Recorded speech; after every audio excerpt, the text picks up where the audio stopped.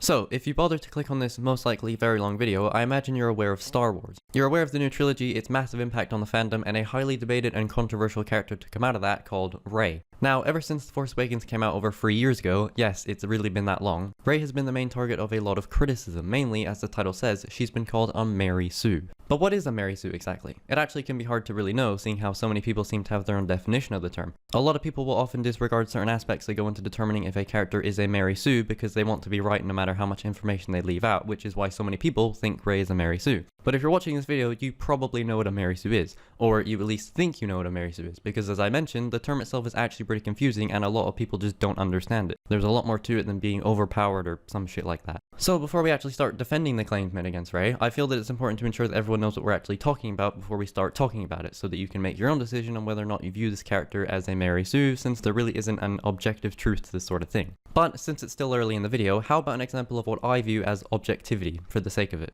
Now, this may sound odd, but for example, I personally think that A New Hope is objectively the best Star Wars movie. Why do I say that? Well, for me, the best thing in Star Wars is the music, and no other Star Wars movie comes close to integrating the music with the scenes in which the music is used, if that makes sense. Take the Twin Suns scene. The music elevates it into basically the best scene in all of Star Wars because on its own, it's just some fucking guy staring at some suns. But the music tells us all we need to know. We immediately understand how Luke feels in that moment. To me, no other Star Wars movie does this fusion of music and scene better than the very first one. Sure, other movies may have better music or a better soundtrack, but for me it isn't used as well as in A New Hope. A close second would probably be The Last Jedi. But as you'll notice, I said many times there that, to me, this makes A New Hope the best on an objective level. But obviously, that isn't how objectivity works, right? Well, yeah, but as far as I'm concerned, there's no actual way to quantify or measure what is objectively good and what is objectively bad, at least when it comes to movies. So, to me at least, when someone says The Last Jedi is objectively the worst Star Wars movie, what they're really saying is, I subjectively believe that The Last Jedi is objectively the worst Star Wars movie, because there's no way to actually prove that your opinion is a fact, and to even suggest that that's the case just makes you look like a moron. People make jokes about saying something is objectively good or bad. You cannot be taken seriously if that's your approach. What you're really saying is that you're of the opinion it's the worst one,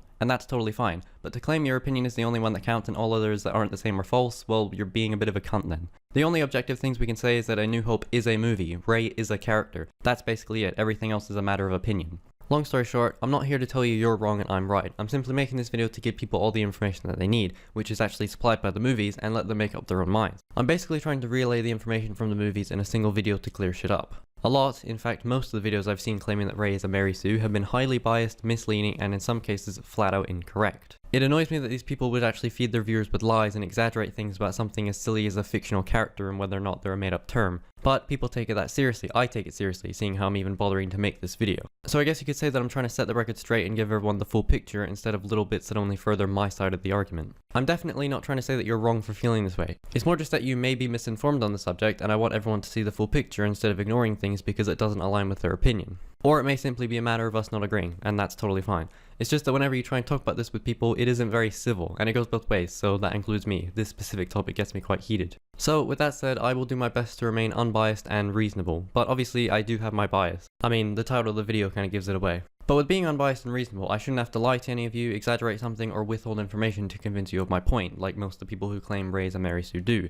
I should be able to just make the argument, which I can. Unlike, again, people who claim Rey is a Mary Sue, I have enough evidence to back up what I'm saying that I don't need to be 100% right about every single point or exaggerate something. Most people who say Rey is a Mary Sue have to go out of their way to bend what is actually happening in the movies to make a compelling argument, since what they're saying usually isn't accurate. I do not need to do that. Ironically enough then, from a writing perspective, Rey is not a perfect character. There are very valid criticisms, it's just that most of them are way down under the Mary Sue thing, and given that it's not really on topic, I see no reason to talk about it in depth. I think Jay Bauman puts it best in the Half in the Bag video for Rogue One, where he describes how Rey is a slightly underwritten character but is elevated by Daisy Ridley's charismatic performance. And that's the thing with like The Force Awakens. I know people can say it's exactly the same story as New Hope.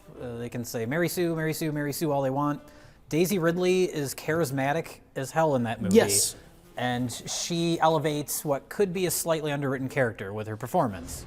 I agree with every word said, and as of The Last Jedi, going into episode 9, I think that Rey is a pretty great character. I imagine that a lot of you will attempt to debunk my findings, and if you really want to do that, go ahead. I mean, it's completely pointless and would only serve to make you look like an idiot since you're actively going out of your way to disregard the movies so you can say you're right when you're actually wrong, and especially if it's established or explained in the movie, since you're then basically complaining about nothing and the only real problem is that you can't pay attention to what the movie's trying to tell you. I'm sorry if that makes me sound smug, but this does happen a lot of the time. You complain about things not being explained when they are literally explained. All you really need to do is pay attention. It's not hard to understand. And while it maybe isn't related, I probably won't be talking about my personal thoughts on the movies. I love them, which you could probably figure out, but we really won't be discussing that. But it just so happens that a friend of mine is working on an in-depth analysis of The Last Jedi. I'm not sure when it will be released, but I'll leave a link to his channel in the description as he shares a lot of the same opinions I have and has actually helped greatly with giving me feedback for this video. So yeah, check that out when it's out. So before we finally get into this, I want to say one more thing. Please do not watch this video if you are not willing to hear me out. I'm certain a lot of you think you're right and nothing will change your mind. If so, please don't waste your time and everyone else's by telling us. Just leave, ignore this video, and do something productive. You're not going to get anything out of it and it will probably just make you mad. But if you're willing to hear me out and listen to what I have to say, please stick around and maybe you'll have a clearer mind on this subject. And I'd also like to note that a lot of people say that you shouldn't have to make a video about why Rey isn't a Mary Sue because it should be self-evident from the material. This logic is hypocritical and highly ironic, considering the sheer number of videos out there explaining why she is a Mary Sue. It goes both ways, don't complain about my video because you disagree.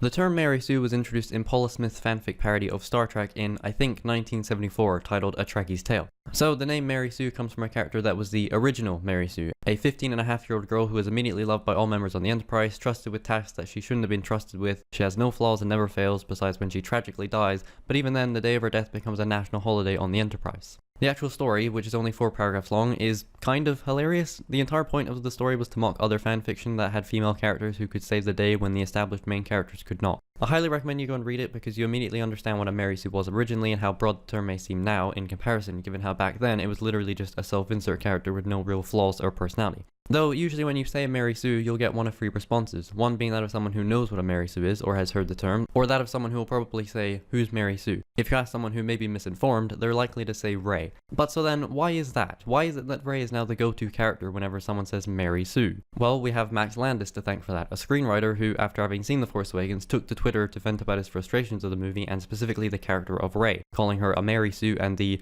worst fucking protagonist in Star Wars history, which in and of itself is a weird way to word it since she's only, what, the 3rd protagonist ever? But this went pretty viral, and at first most people were calling him sexist, but after a while people started to agree with Landis, and that's how it kind of became a thing. Since then, people have made their own videos expanding on what Landis said and trying to prove that Rey is a Mary Sue. He would also then make his own video where he talked about it even more. I'd love to talk about some of this right now, but I'm going to save the rest for later as it is very funny to me and it will become relevant once I've actually gone through everything first. Also want to make it clear that I don't have anything against Landis personally. I'm actually a massive fan of a movie he wrote called Chronicle. It's one of my favorite movies ever. But since we're on the topic of it, let's talk about his hilariously stupid tweet. So he claims that Rey is a professional scavenger, mechanic, pilot, staff weapon combat user, climber and repeller, which he spelt wrong, fluent in more than one language, blaster user and perfect shot, force user and lightsaber weapon duelist. And she doesn't need to be told how to run, which he found so offensive that it needed to be talked about on its own for some reason. You know, despite the fact that the entire scene isn't about her being told how to run, but rather Finn constantly grabbing her hand, which she probably wouldn't like since she's, oh I don't know, been alone basically her entire life and this is the first time anyone's tried to help her, or maybe some people just don't like being yanked around.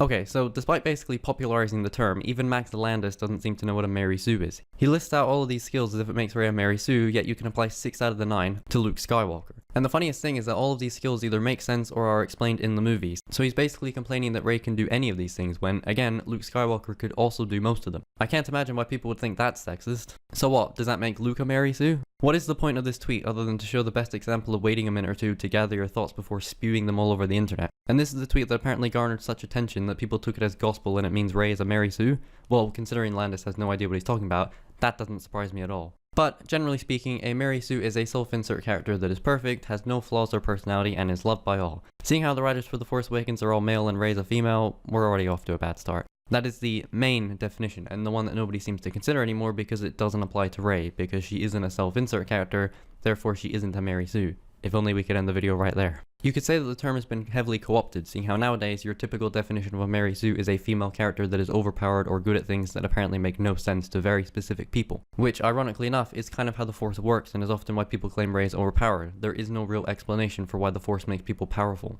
There are surprisingly many aspects, such as having no character flaws, being loved by all other characters immediately. The immediately part is important, apparently. never being in any real danger, they never fail, and are better at things than established veteran characters. Obviously, there are many more traits, but these are the main ones that are used to make the claim that Rey is a Mary Sue. For example, if you grew up as a lonely and sheltered farm boy, you'd probably have no idea how to use a laser sword and then later defeat the Chosen One while still having no combat experience given your backstory and what we know about said character. You also probably wouldn't be able to outpilot the Chosen One and then destroy a literal planet killer with a 1,000,000-to-1 shot, all while using the Force. You know, despite not knowing what the Force was a day ago and not having any formal Jedi training, because apparently that's important. Or is it only important that the girl has training? As you can tell by what I said, I was being extremely vague and intentionally left out certain information, like how Luke has help from Han Solo and that's why he can outpilot Vader. That's the sort of thing people have been doing with Rey, and it's annoying when they do that because my initial reaction is always, did we even watch the same movie? My point is that it's incredibly easy to just not mention certain details that would go into fairly determining if a character was a Mary Sue or not. I'd like to believe that the people making these videos aren't actually stupid and miss these things,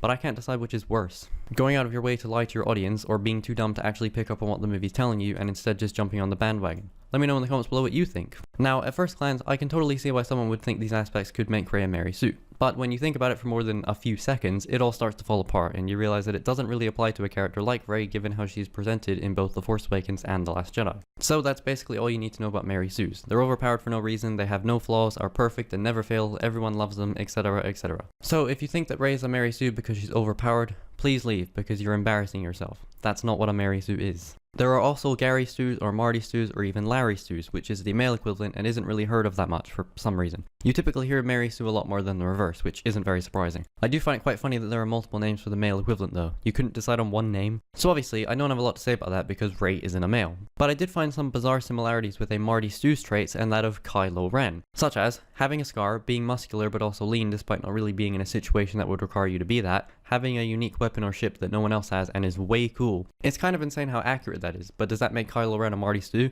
No, because he has very well defined flaws, a personality, and he doesn't tick every single box. Few characters actually do. Plus, the website that this information is on literally says that the term is too nebulous to accurately describe. Therefore, I don't really see the point of a term like Mary Sue, since it's very rare a character will tick every single box and genuinely be a 100% Mary Sue. In fact, it probably won't ever happen unless the character in question was written that way. And I know that's not necessarily the point, but if you're seriously going to tell me that a character doesn't have to fit the overall criteria to be a Mary Sue, then just fuck off. If that's the case, why even have the fucking term in the first place if it's never going to actually be used properly? That's ridiculous, and part of the reason why the term has lost so much meaning. People just throw it around any female character they dislike because they're too dumb to actually explain why they dislike them. It's the same reason I hate the word overrated, because you're basically just mad that a lot of people like something. Rather, I believe that basically every single character ever has at least one or two Mary Sue-like traits, but that it doesn't necessarily make them a Mary Sue. Yes, even Rey. So now that we all know what a Mary Sue is, let's get started.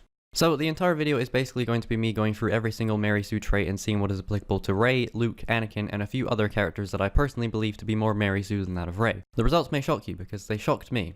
Also, the source for this is the website mentioned earlier, tvtropes.org. This is, to my knowledge, the one definitive location to determine whether or not a character is a Mary Sue. If not, it's the only place I could find with every Mary Sue trait listed in a fair and unbiased way. It's also listed in the description of the Max Landis video I mentioned, so it's probably legit. So yeah, I won't give it away, but I was not at all expecting the results I ended up getting. But all I will say is that it's very close, closer than you'd think. And yeah, I'm certain people will claim I'm being biased, and to be honest, maybe I am. I'll definitely try to be fair, but a lot of this is based on your own opinion, so if you don't agree with me, you'll naturally assume I'm being biased. But let's just get into it. We'll be doing all three at once, so Rey, Luke, and Anakin will all be fairly judged at the same time. I imagine this will not only be more efficient, but also means we can't really leave anything out. Though I should probably mention that some of these traits are more fanfiction writing oriented, as there are an array of sections and traits that are very weird. Some of those traits we will have to ignore. Here's a challenge for you. Try and count how many times I say the word applicable. It's probably a lot. So let's jump in and see what happens. Oh, and I'd also like to mention that I'm being even more fair than I need to. I'm intentionally ignoring the few male-specific traits as it doesn't seem fair, because if we were, it would mean that Luke and Anakin would most definitely have another point or two, and again, that just isn't very fair.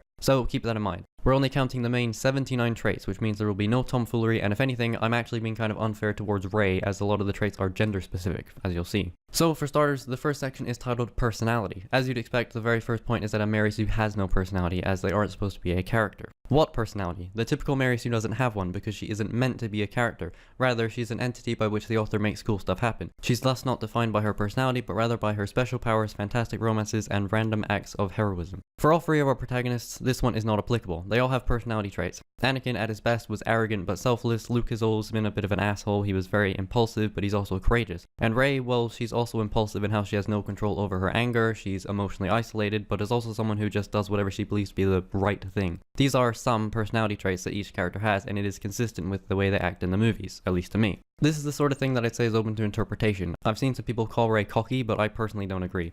It doesn't take very long to think of at least a few, even if they're bog standard. Just about every character has a personality trait. What little personality a Mary Sue has isn't as important as how other characters react to it. No matter how shy or socially awkward Mary Sue is supposed to be, other characters will be inexplicably drawn to her. All of her ideas are brilliant, all of her jokes are funny, and all of her advice is spot on. People will trust her implicitly even more than their family, significant others, or closest friends. Anyone who doesn't react to her this way is usually portrayed as evil and or stupid. She doesn't have to do anything to deserve this treatment. She's an impossibly good person because the author says she is. This second point is not applicable to Luke or Rey, but actually is to Anakin. As it's detailed here, characters are not inexplicably drawn to Luke or Rey, and they don't trust her more than people they already know. Same thing for Luke. The only character that trusts Rey immediately is Finn, and that made sense. Plus, this is implying that their first interaction was them falling in love with each other, and if you've seen the movie, you know that's not true. It's the same sort of thing with Luke, and well, I don't know, no one is really inexplicably drawn to him. This is what people refer to when they say that everyone loves Rey immediately, but my biggest piece of evidence for why this is bullshit comes in the scene where Rey bypasses the compressor, saving everyone on the ship. So, Rey just saved Han's life by fixing the problem, and yet he seems irritated and annoyed by her. He literally says, huh, and then walks away, only to then thank Finn for his help with Chewie. But guess what? He never once says thanks to Rey. He never once goes out of his way to show her any sort of appreciation for what she did. So what, does he immediately love Finn now? Good job, kid. Thanks. Doesn't seem like the sort of thing someone would do if they immediately loved Rey. Also, this is a really underrated line. Move, ball. But for Anakin, I have to make the point that characters are inexplicably drawn to him, such as Qui-Gon Jinn, who, despite being told by the Jedi Council and his own Padawan to give up on the boy, he doesn't. He also puts a lot of unwarranted trust into Anakin for the pod race when Padme and other characters don't agree with it. As for the second part, about people being portrayed as evil and or stupid if they don't react this way to a Mary Sue, that could apply to a character like Mace Windu. Nobody on the Jedi Council really trusts Anakin, but they're portrayed as idiots. The Jedi of the prequel were complete dummies, so as far as I'm concerned, this one is applicable to Anakin. She's extremely persuasive. Everyone finds her opinions to be better than their own, regardless of the actual content of her supposedly awesome arguments. This is especially common in an author tract. It's also particularly jarring when characters who are usually very stubborn immediately take her side. So this is actually the first example where this point applies to both Luke and Anakin, but not Rey. Rey is not a persuasive character at all. She doesn't persuade Finn to stay, she doesn't persuade Luke to train her or to come back and help the Resistance, and she doesn't persuade Kylo to join the light side again. But Luke is actually a very persuasive character. In fact, that last sentence about stubborn characters immediately taking their side almost exactly lines up with something in A New Hope. So Luke wants to rescue the princess and he is able to persuade Han Solo, a notoriously stubborn character, with the promise of a lot of money. And while it is indirect, Luke is the reason Vader redeemed himself, so I'd definitely say Luke is a pretty persuasive character. As for Anakin, well, there's really only one or two key examples, but that's still more than there is for Rey. Anakin is able to persuade Qui-Gon Jinn so that he can help them by winning the pod race, which he does. Anakin is also able to convince Mace Windu that Palpatine is the Sith Lord, despite the fact Windu doesn't trust Anakin. A Sith Lord? So yeah, that one definitely counts for Luke and Anakin. She's a friend to all loving things and all loving hero. Although the other characters are nowhere near as awesome as she is, she will forgive them for all their imperfections, and she's willing to risk her own safety to save another person, even people she just met. This is such a Mary Sue classic trait that authors are starting to catch on, and it's gradually becoming less common. However, an equally valid and equally grating is a jerk Sue who treats others with contempt, anger, and insultiness. Yet, despite everything, every single character except for the bad guys adores her. Even characters whom she constantly treats like crap still want to be best friends with her and risk their lives for her. Some manage to do both at once, fluctuating between bubbly kindness and jerk-ass behavior in a way eerily resembling abusive relationships. And now we have one that applies to Luke and Rey, but not Anakin. Rey goes out of her way to try and redeem Kylo, even though they've only known each other for about a week or so. It makes sense given what they have in common and how Kylo was portrayed in The Last Jedi, but it still applies. And Luke goes out of his way to try and redeem Vader. They both forgive these people for their imperfections, they both risk their own safety for them. Yeah, that's pretty spot on. She's incorruptible, so much so that she may be unaware of the concept of temptation. Well, Rey immediately shoots at Kylo Ren in the forest. She's intentionally cruel to Kylo during the interrogation scene, even though I'd say she's justified there. She attacks Finn, she attacks Luke, she immediately shoots Kylo again when he's unarmed, she berates Finn for wanting to run away but then does the exact same thing herself, and it leads to her getting captured by Kylo. She also clearly taps into the dark side to defeat Kylo. With all that, it seems pretty clear to me that she is definitely corruptible. I like that a lot, same with moments like considering selling BB-8 for all those portions, or actually goddamn considering joining Ben. Sure, she doesn't actually do it, but the fact she seems to genuinely consider it is just so interesting to me. Compare Ben asking Rey to join him with Vader asking Luke. Luke doesn't even consider it because he has no reason to, Vader just cut off his hand. But Rey does have a reason to consider it because she'd finally have a place to belong, and I love that detail. Luke, well, if we were just counting the first two movies, I'd say that's fair. But this is also the guy that almost killed his father and then almost killed his nephew, so Yeah. And Anakin, the guy who literally slaughtered Jedi and turned to the dark side, yeah, pretty sure that guy is corruptible, alright. She has a dark and troubled past which she deals with in two ways. Either she turns up the wangst and thus gets lots of attention, or she remains unreasonably cheerful and optimistic in spite of it and becomes a full-on Genki girl. There is no middle ground here. Rey and Anakin are the only two that this point can be applied to. The difference is that the two ways that Mary Sue deals with it don't really apply to Rey, so fuck if I know. I guess the wangst one could be somewhat fair, as she does spend a lot of The Force Awakens complaining about how she needs to get back to Jakku. Whereas for Anakin, as we clearly see in The Phantom Menace, he does remain unreasonably cheerful and optimistic despite being a slave, so I'd say this one is applicable to them both. And Luke, well, he was just living with his aunt and uncle. Sure, his uncle was kind of a dick, but that doesn't seem like a dark and troubled past to me. She may be flawed, but these are all informed flaws. This usually happens when the author is actively avoiding these common traits, but doesn't know how to do this realistically. This usually leads to flaws that never actually hinder the character or make her look bad. If it's something that makes her darker and edgier, like substance abuse or nymphomania,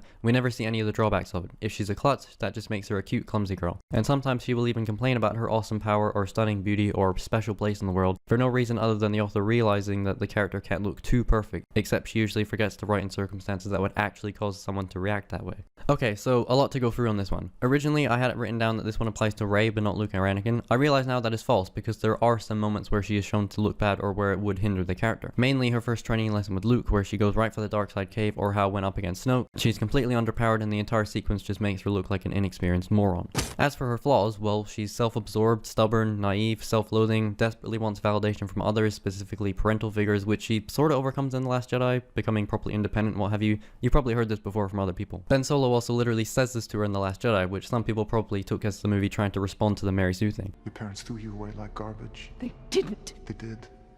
But you can't stop needing them. It's your greatest weakness.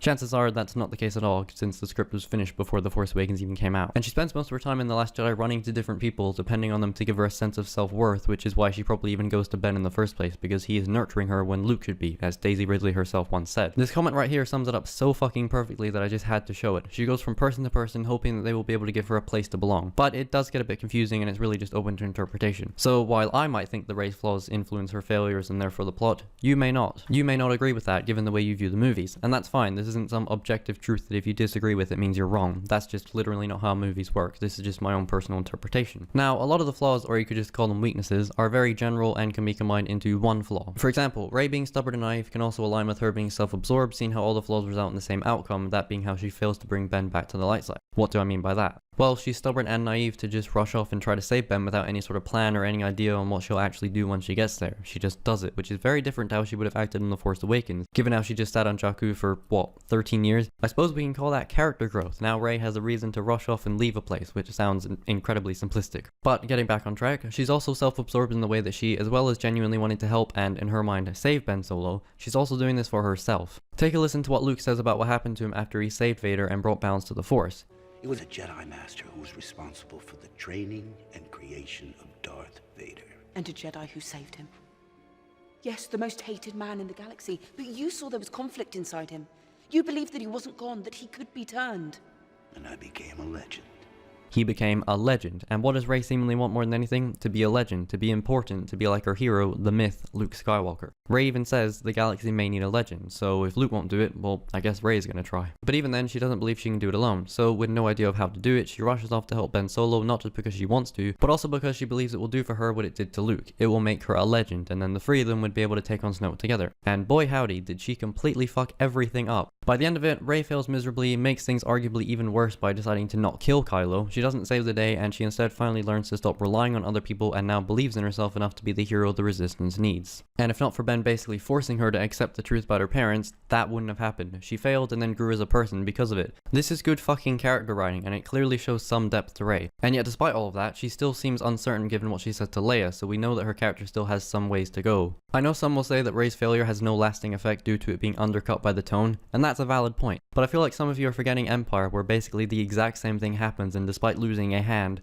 Luke just magically gets another one. And as mentioned, it's evident that Rey is still reeling from her failure as the movie ends, so what's the problem there? As for Luke and Anakin, they too have flaws that hinder or make them look bad. Anakin is arrogant and is constantly being told by people to know his place, and his selfishness to save Padme leads to his turn to the dark side, which basically fucks up his entire life and everything goes wrong for him. And Luke, yeah, there's plenty of examples of this. His lesson on the Falcon, most of his training with Yoda, his fight with Vader, there's a lot of that kind of stuff throughout the original trilogy. This one is not applicable to any of our heroes. And occasionally, she'll be a complete asshole, even when she's supposed to be all of the above. above. This can manifest itself in several ways. The author wants to write a badass but doesn't know how. This leads to a character who mistreats everyone around her and is never called out on her abrasive, casually abusive behavior. And other badass characters, no matter how tough or violent, provide her with an opportunity to put them in their place, or rather they instantly capitulate and turn into meek wangs factories around her. The author is trying to present her assholery as a flaw, but fails like with all the other flaws listed above. A flaw, like stubbornness, will never come back to bite her because she will always turn out to be right all along. A bad temper just gives her an excuse to pwn her enemies, all of whom deserve it. Rudeness and tactlessness are portrayed as speaking her mind, and she'll always be right. The author doesn't know how to hold back the character, meaning that she will succeed at practically everything. This means that when she encounters rules or authority figures who would otherwise prevent her from doing what she wants to do,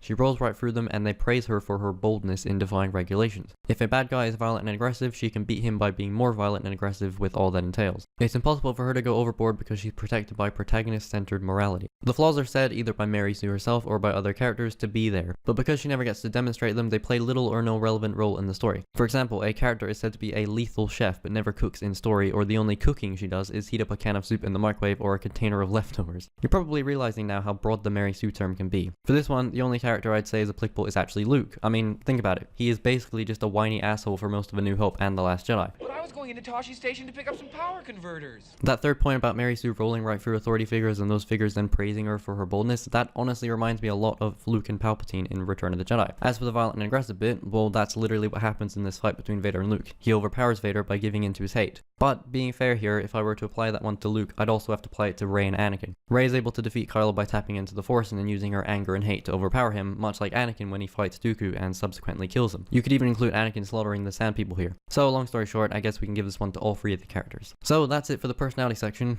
Boy, this is going to take a while. After those 8 points, let's take a look at the leaderboard, if you will. If you were counting along, then you'd have the same numbers I do, those numbers being 3 out of 8 for both Rey and Luke, and then a 4 out of 8 for Anakin. The next section we have is titled Skills, again, mostly self-explanatory. Her skills will generally be inexplicable and poorly defined. Many of them play no role in the plot, not even as a required secondary power. They're introduced solely to make the character seem even more awesome. This is one that I know a lot of people probably think is applicable to Rey, but I'm going to explain why it isn't. I'm going to try and go through these as quick as I can, but it'll probably still take a while. It also isn't applicable to Anakin or Luke either. To start with, Rey can pilot the Millennium Falcon, is too good at doing that, and there is no explanation for why or how Rey can do this. You know, despite the fact she literally says in the movie that she's a pilot. Hey!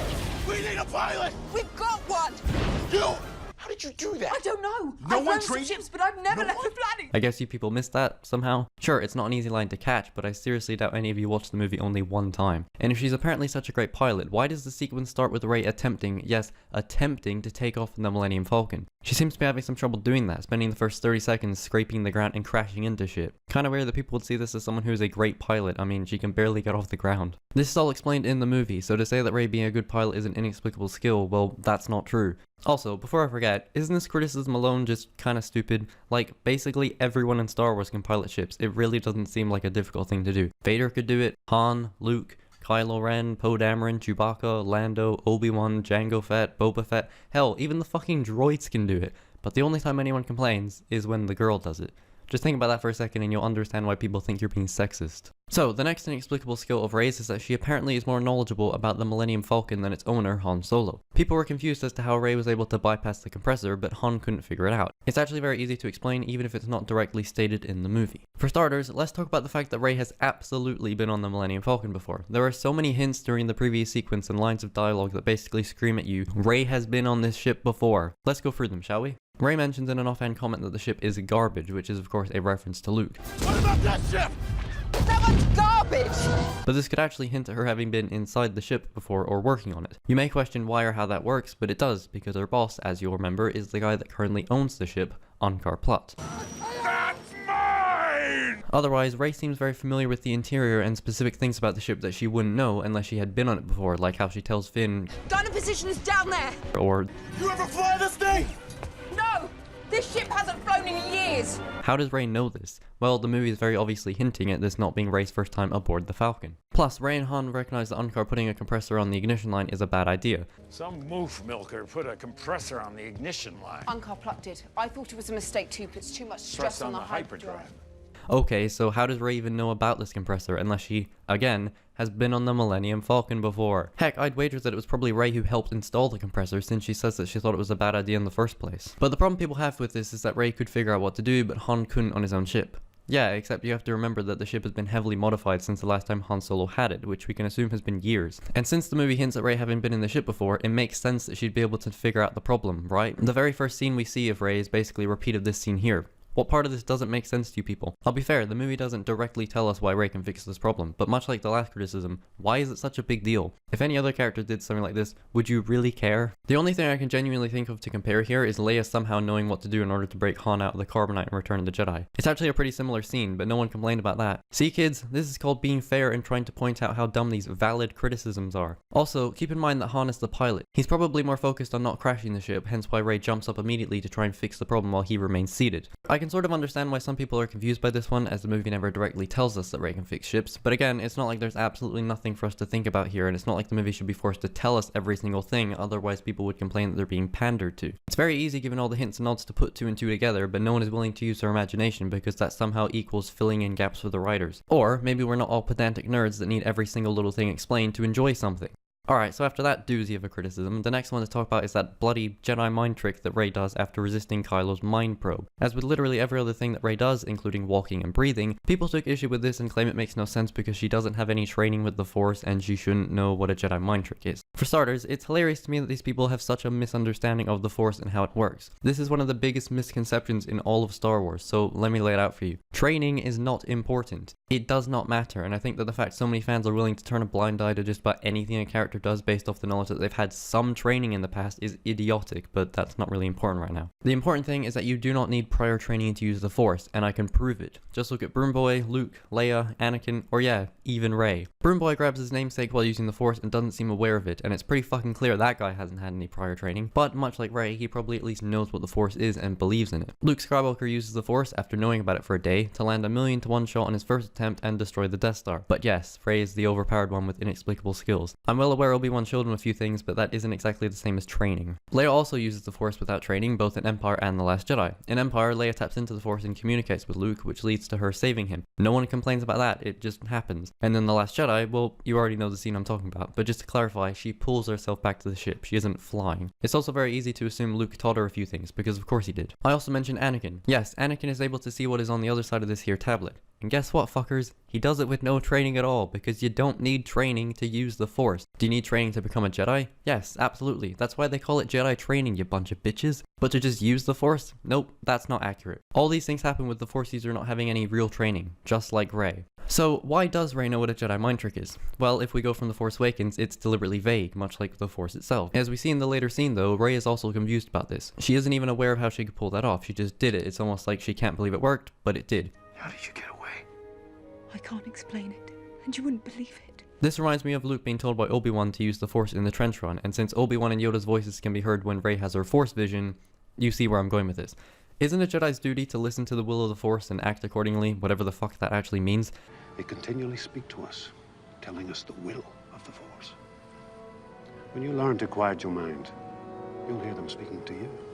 Is it not at all possible that the Force just told Rey to do this? Is it not at all possible that the Force just told Luke to do this, or Anakin to do this? That honestly seems like a pretty fair explanation to me. If not, another fair enough reasoning would be that Rey was able to learn this trick while inside of Kylo's mind, since Kylo is essentially just doing a variation of a Jedi mind trick. But my reasoning for it is actually taken out of the prequel trilogy. In The Phantom Menace, Qui-Gon Jinn uses a Jedi mind trick on Watto, trying to convince him to accept his Republic credits so they can fix their ship. But it doesn't work. Watto can deflect it and is aware of what a Jedi mind trick is. I'm not sure if it's because of the species that he is, but it doesn't actually matter. Regardless of that, Watto still knows what a Jedi mind trick is, and that makes no sense. Another character that knows what a Jedi mind trick is Jabba the Hutt. Nobody questions how he can deflect it or even knows about it, despite neither of the characters being Jedi. You're probably asking, okay, why is that important? Well, it's important because we know that Rey has heard stories about the Jedi her entire life. She's always known what the Force is, as this scene showcases. Do you know what happened to him?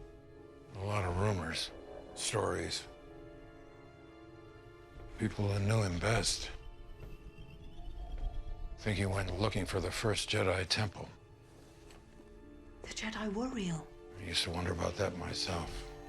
Thought it was a bunch of mumbo-jumbo. A magical power holding together good and evil, the dark side and the light. Crazy thing is, it's true. The Force, the Jedi. All of it. true.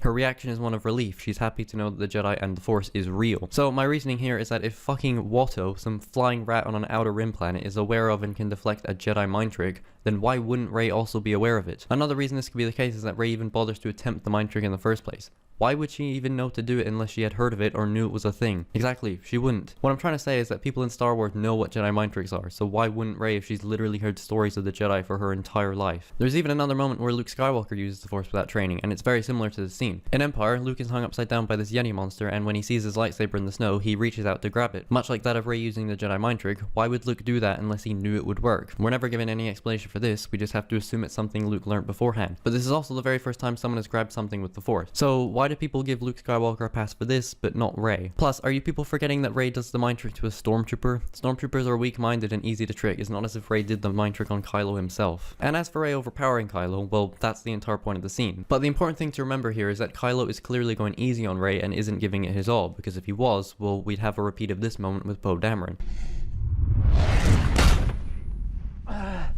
But we don't, because Kylo doesn't want to hurt Rey if he doesn't have to. The only reason people are pissed about this is because we don't see Luke do a mind trick until Return of the Jedi, the third movie in the trilogy. But the funny thing here is that Luke is clearly more proficient at it than even Obi-Wan. He does it on his first try, he does it multiple times, and he also does it to someone that isn't even a stormtrooper. Even though I think this is more explanation than you need for this scene, you can take it or leave it. I don't really care for this one, but I'm definitely going with the whole the Force just told her to do a mind trick. Honestly, going for these criticisms just makes me realize how surface level and moronic they are. But let's keep going, because I hate myself. Luckily, we've come to the end of Mary Sue criticisms for The Force Awakens, thank the Lord. Last but certainly not least, Rey is able to defeat Kylo Ren in a lightsaber duel, and people say it makes no sense because Rey has never used a lightsaber before and she shouldn't be able to defeat someone that was trained by Luke Skywalker and Snoke. This is one of the bigger points for people that claim Rey is a Mary Sue, and at first glance, you can totally see why. The way they present their arguments is as if Rey is a master with the lightsaber, in complete control and wins with ease. But funnily enough, it's actually the complete opposite that we see in the movie. Rey is constantly either waving the lightsaber around or just jabbing at Kylo with it. She is running away from Kylo for the entire fight, and she only wins because Kylo gets distracted. Heck, there's even a stupid video out there that backs up how inexperienced Rey is with a lightsaber. The only difference is that this guy chose to present it as a flaw in the choreography. He asks who choreographed this specific scene, and my answer would be probably someone that knew Rey wouldn't be experienced with the lightsaber, so they specifically choreographed the scene to reflect that. And then you see kind of an up, the camera is down, facing up,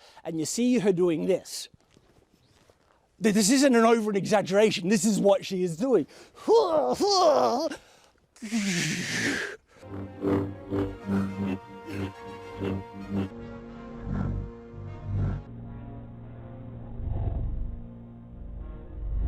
I don't know who choreographed this mess, but it is an absolute dog's breakfast piece of junk, okay? Like, not only is the stance horribly wrong, okay? She's doing these wide baseball bat swings and ending like this, okay? Like,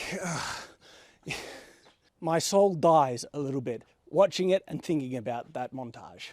Okay, so I'm just editing the video now, and I'm realizing that the point I'm trying to make here maybe isn't coming across, maybe isn't that clear, so let me clear it up. So some people claim that Rey is already a Jedi Master level lightsaber duelist when that clearly isn't the case. This video proves that, as it comes from someone who's clearly experienced with this sort of thing, you know, the swords and all that. The problem, and the reason why I bring attention to it, is that this guy frames it as a negative because he didn't like The Last Jedi, when it's actually a good thing.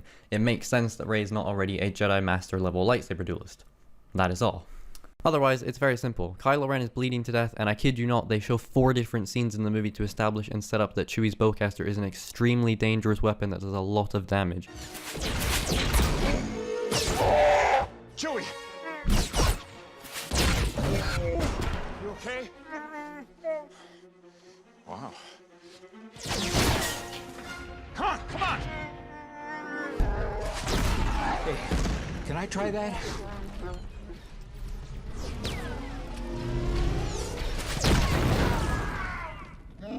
I like this thing.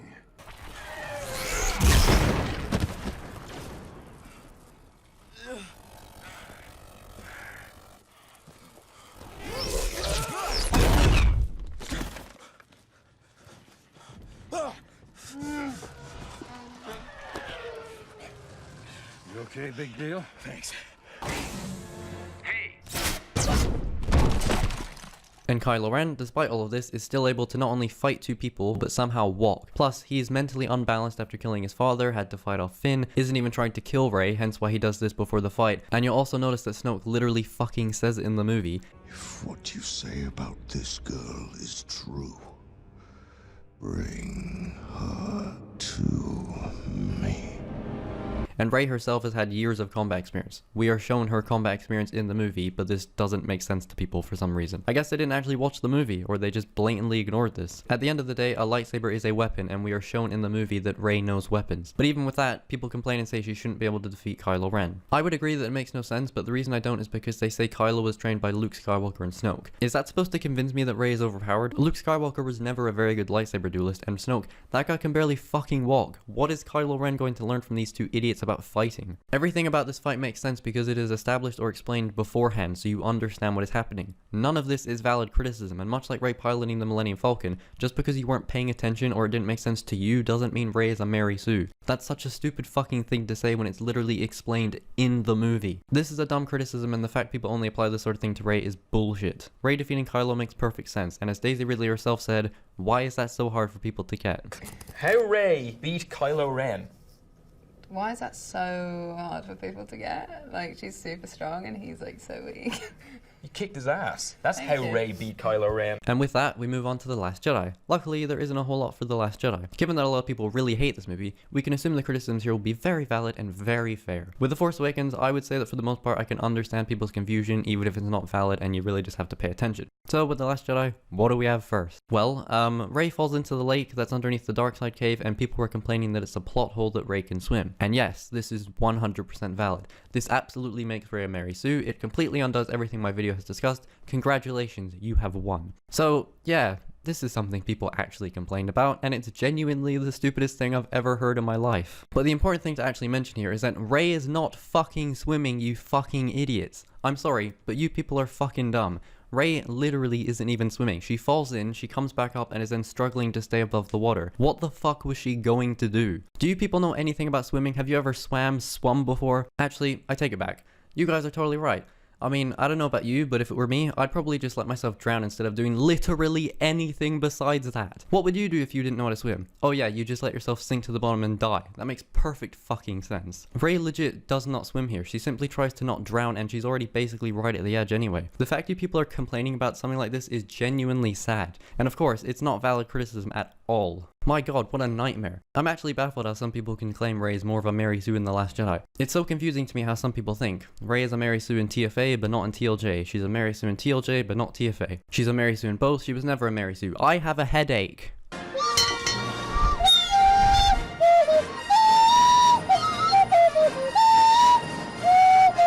Alright, so the first actual criticism we can talk about is that of Rey fighting and apparently defeating Luke Skywalker. I don't need to explain why people took issue with this or claim it doesn't make sense, because it doesn't. You are right. But the key thing that people are ignoring is that Rey doesn't actually win the fight. In fact, she loses it. I don't know why I said it that way, like what else would have happened if she didn't win it?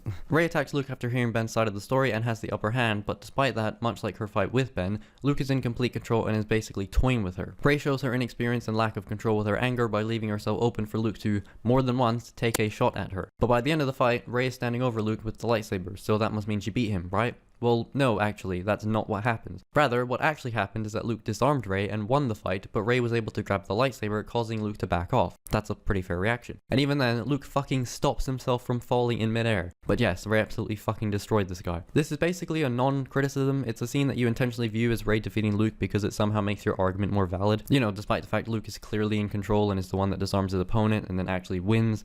This is going quite fast, so let's just continue. The next valid criticism is that people claim it makes no sense how Rey can hold her own and defeat the Praetorian Guards with a limited amount of training. And to be honest, I actually agree with this one. Yep, you heard me. I agree with you.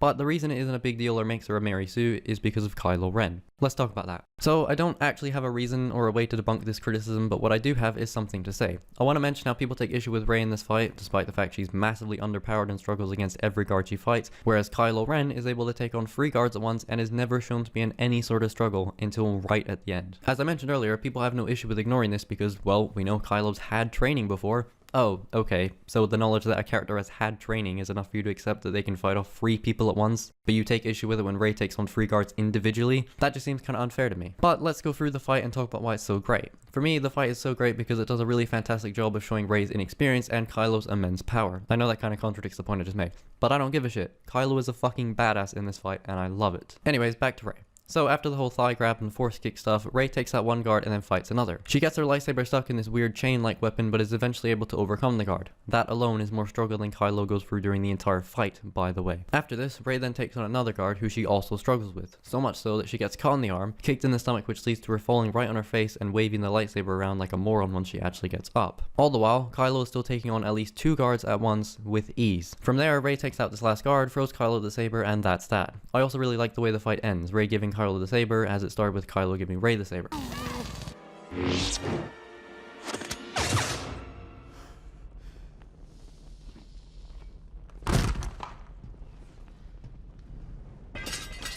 So if you're one of those people who somehow made the claim that Rey is overpowered as heck and Kylo struggles a whole lot during this fight, well, you clearly didn't watch it, did you? As I've just shown, that's complete bollocks. Anyway, much like the fight with Kylo in The Force Awakens, it's actually the opposite of what people say that genuinely happened. Just watching this fight, you can quite clearly see how much more experience and skill Kylo has in comparison to Rey.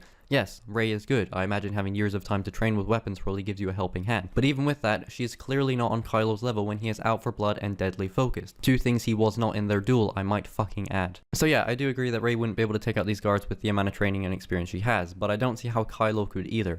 And no one complained about that, so I'm really just trying to be fair here. Out of all the criticisms so far, this is probably the main one I'd be willing to say is actually fair, valid criticism. But even then, it's not because of the way you people are presenting it. No, it's because I raise a valid point about Kylo also being able to overpower these guards. That makes just as little sense as Rey fighting the guards, but again, Rey is the only one that gets criticized for it because we know Kylo has had training, so he can do whatever the fuck he wants. He can outsmart Snoke, he can dominate this entire fight. Who cares? It's just fun seeing the villain be nothing more than a badass, regardless of whether or not it actually makes sense. Much like the Jedi mind trick, you can take it or leave it. I don't really care, this one thing doesn't make Rey a Mary Sue anyway. And now, the final criticism of The Last Jedi. Rey lifts some rocks and it doesn't make sense. Oh my god, what a Mary Sue. I mean, sure, I'll admit that maybe it would have been better if they showed Rey not getting it right the first time or something like that, but did you all forget what Yoda said in Empire? He says how there is no difference in lifting a small rock and an X-Wing. The only difference is in your mind. Rey may as well be lifting a bunch of tissue boxes. I'm sure people would still find a way to complain though.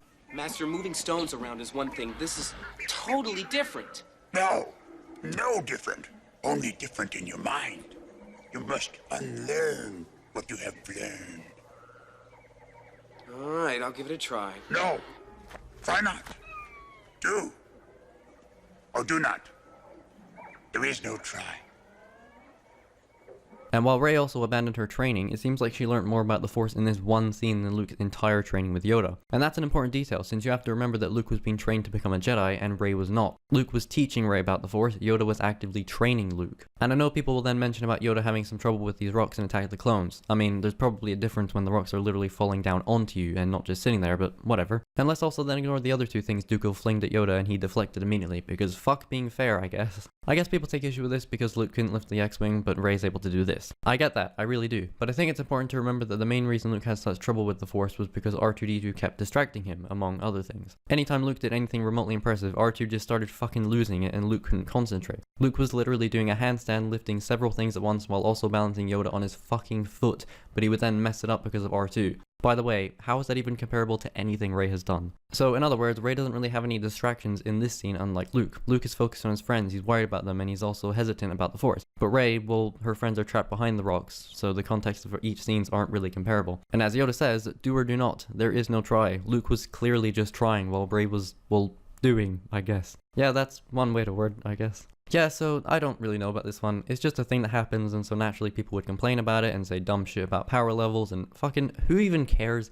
It's so easy to nitpick the shit out of the new movies and characters that trying to respond back to it is basically impossible, because that's what a nitpick is. It's something that you can't really prove to be wrong, because a nitpick is something that is usually right, but it doesn't matter. So yeah, my final verdict on this one, it really does not matter, and if it bothers you that much, I feel bad for you. But we're not done just yet, unfortunately. Last but not least, I want to talk about why Rey is seemingly so powerful with no explanation. This is a key reason for why a lot of people think Rey is a Mary Sue. She's apparently too powerful given the amount of training she's had. I will never stop pointing to Luke doing this in A New Hope, but I digress for now. So I'm about to tell you more or less why Rey is powerful with the Force, and the reason will be so underwhelming and anticlimactic that you'll wish you had never known. But guess what? It's your own fault for wanting to know in the first place, because it's of such great importance that we know why some girl is powerful. That alone, by the way, is a weird thing to me. I genuinely never felt like Rey was that powerful in The Force Awakens or The Last Jedi. All she does is a simple mind trick and then she pulls the saber to her like Luke in Empire. That's literally it. That's all she does in the movie, and then you, again, have Luke Skywalker destroying the gosh darn Death Star, deflecting lasers and all that shit. But Rey opened a door, so she's a Mary Sue, of course. As far as the Force is concerned, Rey's basically done nothing. Luke destroyed a planet killer, Rey moved some rocks. I don't get where this narrative that Rey is extremely powerful comes from. Anyway, I want to start by immediately telling you all that the explanation for Rey's power is in The Last Jedi. It's literally explained in the movie. In fact, it's so blatantly direct and not at all subtle that I'm amazed people seem to have missed it. But I actually believe it's a combination of maybe two things. For example, Luke's power is tied to his bloodline, but I also believe that the explanation for Rey's power is applicable to Luke. So let's start with the first bit before I tell you all what you want to hear. In Empire, Luke attempts to lift the X-Wing using the Force, but he can't do it. Yoda then does it for him, which causes Luke to say, "I can't believe it." Yoda responds with, "That is why you fail." So if we're interpreting this in a literal manner, and I really don't know how else to interpret it, Yoda is essentially saying that if you do not believe in the Force and what you are doing, then it will not work. So an explanation for Rey's power could be her constant belief in the Force. She's always known and believed in it. Same goes for Luke. All it took was believing in the Force and he mastered the lightsaber. This is basically proof that the Force is as simple as believing in it. The Force is basically magic after all, and if you don't believe in magic, well, it won't work, will it? We could also look to the Phantom Menace, where upon being told to believe and trust in the Force, Anakin is able to win his very first pod race simply because he believed. That's certainly a better explanation than him just being the chosen one, if you ask me. And if that's not enough for you, there's also, quite surprisingly, Rogue One. Yep, that fucking movie. In Rogue One, we have the character of Chirrut Imwe, a Force user who, as far as we know, has had no formal Jedi training. The guy isn't even a Jedi at all. Sure, it's easy to assume he's had training, and to be fair, he probably has, but we don't actually know. And so Chirrut is basically the definition of overpowered, because despite being blind and not having any training that we know of, he is able to take down multiple stormtroopers by himself, shoot down fucking TIE fighters, and literally walk past lasers. The guy is pretty much a god, and the only explanation we get is that he believes and trusts in the Force. That's it, and he can do all this crazy shit that if Rey was doing, heck, I'd probably agree with the people saying Mary Sue.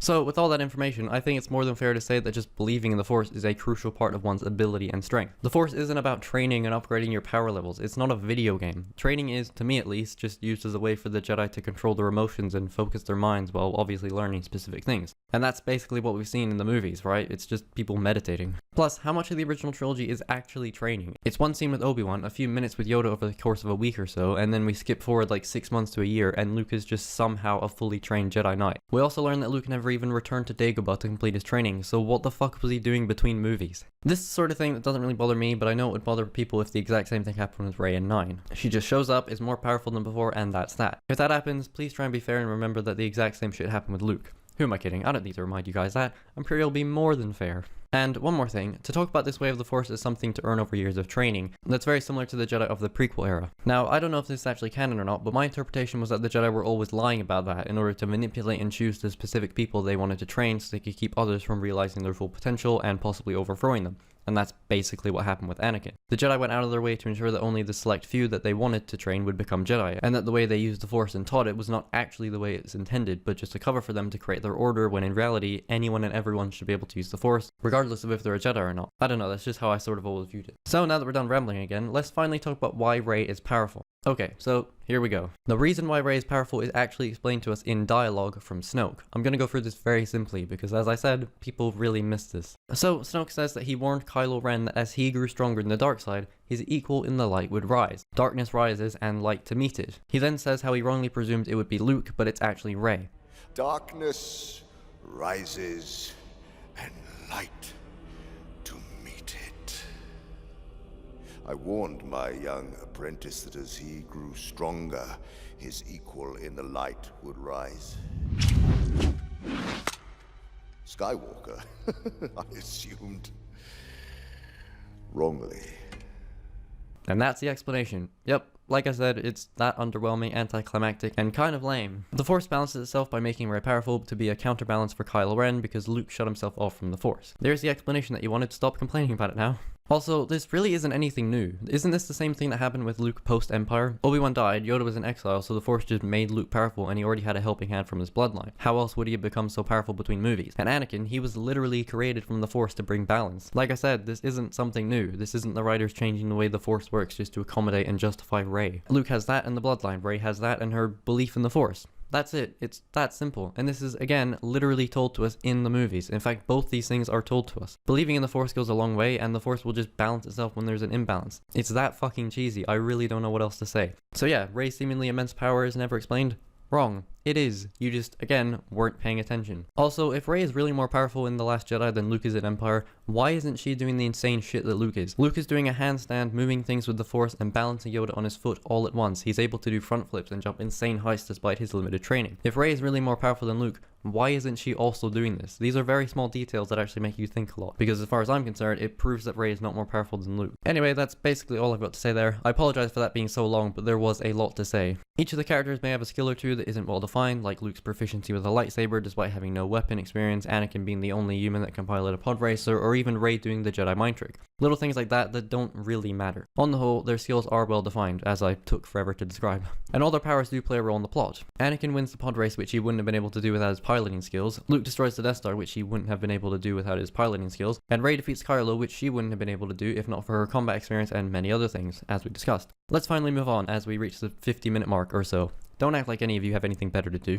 She will always be better than the canon characters, regardless of what canon has established they can do or whether it makes any sense. Her powers will often be similar to those of the existing characters, only with all the downsides and limitations removed. If the characters need a new skill, she'll often already have it, and if she does need to learn it, she'll pick it up in no time. It's especially common with a God mode Sue. While both Rey and Luke exhibit something similar to this, neither one of them is better than the canon characters. Rey is clearly not more powerful than Snoke, Luke, or Yoda. We see that in the movie. And Luke is obviously not more powerful than Yoda, Obi-Wan, Vader, or Palpatine. But in the case of Anakin, well, I would say that Anakin is better than the canon characters, as he is the chosen one and is able to defeat Count Dooku when his master could not. Though his master then later defeats him, Anakin is clearly one of the most powerful Jedi despite not even being a master. He is able to slaughter countless Jedi and younglings all by himself. If you ask me, I think it's fair to say Anakin fits this one. So these next two aren't really applicable as they don't relate to Star Wars. We'll simply be ignoring these ones, but they will still have an effect on the overall score. I don't think it's fair to completely omit them. To save time, please pause the video and read them for yourself if you're interested. She speaks several languages fluently. Most of these languages are totally unrelated and just what the author thinks sounds cool. They range from Romance languages like French or Italian to Japanese to Lakota. Many Sues are of Native American admixture, but never more than half. Sometimes the author will put the character in a situation where it would make sense to know multiple languages, like making her a diplomat or a translator. Most of the time, they won't. The worst cases can also communicate with animals and aliens who don't already speak English. Originally, I thought this one was applicable to both Rey and Anakin, but then I realized a loophole, if you will. Neither one of them actually speaks several languages. Sure, Rey and Anakin both understand a language or two, but they don't speak several languages. So in that sense, this one isn't applicable to any of the characters. But still, Rey is able to understand BB-8 and also Chewbacca, despite the fact she lives on Jakku. And this is an incredibly stupid thing to complain about. We learn in the Solo movie that Han Solo knows a bit of Chewie's dialect, but we never find out how. He just knows it because plot. With Rey, it actually does make some sense, as she lives on a planet with several different species coming and going. You also have to remember that Jakku is clearly more like Mos Eisley than is Tatooine. Sure, we don't see any Wookiees, but like, is it really that hard to imagine? She could have easily picked it up from someone. In fact, we know from the book Rey's Survival Guide that she was able to not only practice on flight simulators, but that her Y-Wing computer also allowed her to learn alien android languages, which of course explains how she can understand Chewie and BB-8. Granted, it's explained in a book, but it's still an explanation, and that's still more than we ever got for Han Solo. We also find out in the book that Rey knows who Chewbacca is, as some Wookiee traders on Jakku told her stories about him. That's probably also where she found out about Han Solo, so as I said earlier, I guess it's really not that hard to imagine since it, you know, actually happened. The fact it was explained in a book says it all. It doesn't matter enough to put it in the movie and kill the pacing, so they just didn't do that. Either way, as I said, it's a stupid thing to complain about anyway. If you were waiting around on a planet for 13 years, you'd probably also get bored and find things to do or teach yourself certain skills. Anyway, she'll be born with a freaky high power level, be a freakishly natural learner, have won the superpower lottery, or good old inexplicably awesome. This allows her to not only keep pace with the heroes, but for them to think of her as indispensable on the team. Whichever method the author goes with, it won't be in a way that involves earning powers in the eyes of the reader. If she does need more powers in the plot, expect her to get them in ways like time to unlock more true potential, off-screen training / studying, or just find a previous unmentioned amplifier artifact. Merely being powerful is not necessarily the mark of a Sue, however gaining or starting out with inexplicable powers is. So this one applies to all three characters. Anakin is the chosen one, born with a freaky high power level, and he also receives off-screen training as Attack of the Clones takes place 10 years after The Phantom Menace. Same goes for Luke, as he is also born with a freaky high power level since he is a Skywalker. He also has off-screen training twice. As for Rey, you could certainly make a compelling argument that she is a freakishly natural learner, but she also does gain power from Kylo Ren due to their Force bond. Overall, this one applies to all three. Her skills will often be unrealistic within the story setting. She can be a master of a martial art that she should have no way of learning or which doesn't exist. She can use magic or telepathy in a universe that's like reality otherwise. Her physical abilities will be absurd. She can run like the wind without breaking a sweat or ever having trained for it. I would say this one doesn't apply to our free heroes. This one seems more about doing something that directly contradicts something else, and I don't believe any of these characters have done that. In a universe where people can shoot TIE fighters out of the sky whilst blind just because of the Force, or they can land million-to-1 shots with barely any knowledge of the Force, someone else doing a mind trick doesn't seem unrealistic, does it? I'm sure there will be some divide on this one, but for my money, this doesn't apply to any of the characters. Transformation of some type is common, as this gives the suit multiple beautiful forms for the author to describe. Very often this is underutilized in a practical sense. These powers are there to look cool. Okay, so this one totally won't be controversial at all, but as far as I'm concerned, this one applies to both Luke and Anakin, but not Rey. Simple answer being Force Ghosts, which is essentially a means of transformation. And even if it wasn't, well, Luke does physically transform himself in the climax of The Last Jedi. That kind of matches up if you ask me. Rey obviously can't do this and doesn't do this at any point, so it isn't applicable to her. She has excellent fashion sense. Usually this happens without her even trying. She's just naturally beautiful, and whatever she wears will always be awesome and stylish. Even if she's meant to be a rough and tumble tomboy type who doesn't care about that sort of thing, the characters will always praise her unkempt beauty and perhaps even admire that she's also low maintenance. Extra alarm bells go off if the clothes are described and not all that attractive or stylish. Be on the lookout for clashing colors and overly complex outfits, especially if these are portrayed as casual wear. Okay, so this one is kind of funny. Due to the impeccable costume design in basically all Star Wars movies, I have to say this one does apply to all three characters. They all have really snazzy outfits without even trying. I mean, where do they even get these clothes? There's a valid criticism for you. Where the fuck did Rey get this outfit? We've never even seen it before. And with all this, don't expect the Green-Eyed Monster to show up. Envy appears in the Mary Sue's life only as a means of angst. It's not there to show the downsides of being awesome at everything. Anybody who does get jealous of her is deliberately set up as stupid or evil, and often in the way of the author's preferred ship. The way this one is worded kind of confuses me, but my understanding of it is that a Mary Sue type character will never experience jealousy because they already have everything they could ever want, right? If that's the case, well, it's not really valid for any of our free characters. Rey berates Kylo for killing a father that loved him when her own parents discarded her. This could be a clear sign of her jealousy and resentment towards him. He had parents that loved him, which is something Rey desperately wants. So overall, this one doesn't apply to Rey. It also doesn't apply to Luke. He shows signs of jealousy in A New Hope towards Han when he talks about Leia. What do you think? Do you think a princess and a guy like me? No. As for Anakin, yeah, he's a very envious character, given that a lot of other Jedi get opportunities that he does not, like how Obi-Wan is chosen to track down and confront General Grievous. So yeah, doesn't apply to him either. With that, we are finished on the skills section. Anakin is once again at the top, which is actually a bad thing, with 4 out of 10. Rey has 2 out of 10, and Luke with 3 out of 10. Physical appearance is next, and while it seems like an unfair thing to talk about, it's actually not what it seems. I was originally going to ignore it for that reason, but I decided it's only fair to include it. But in saying that, these traits are clearly more focused on the female character, so don't expect a lot that can be applied to Luke or Anakin. She's so beautiful, it's a curse. Being attractive doesn't make a Mary Sue in and of itself. Who wants to be ugly? But when the author tries to play it as so strong as to be a disadvantage, that's a sign you're dealing with a Sue.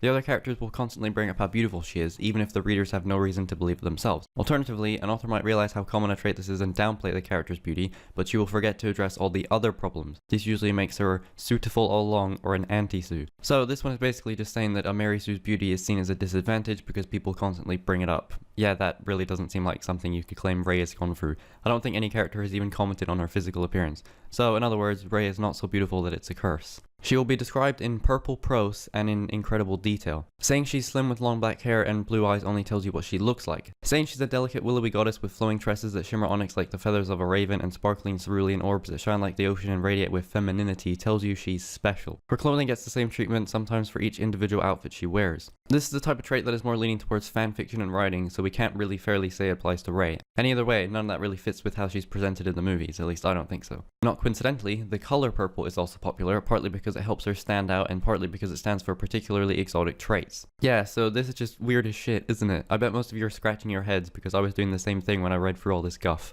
Anyway, nothing about Rey is purple, so this one isn't applicable. She will have unusual hair, especially relative to canon characters' hair. This usually means a unique hairstyle or funky hairstyle. Rapunzel hair is also common. The worst offenders have unusual highlights, often natural but in a color not found in nature. It's essentially taking anime hair and using it everywhere.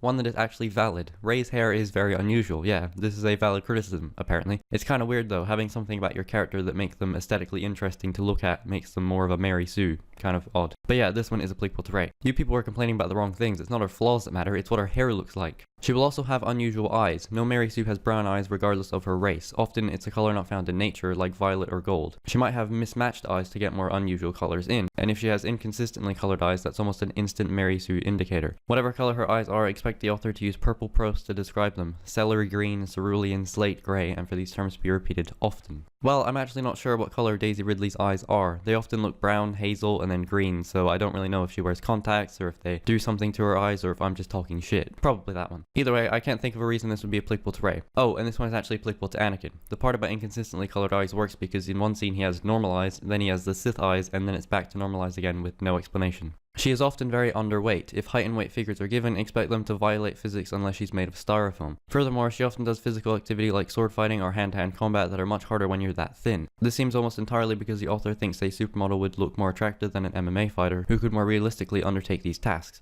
Scarily, Mary Sue may even consider herself overweight, or at least Hollywood pudgy.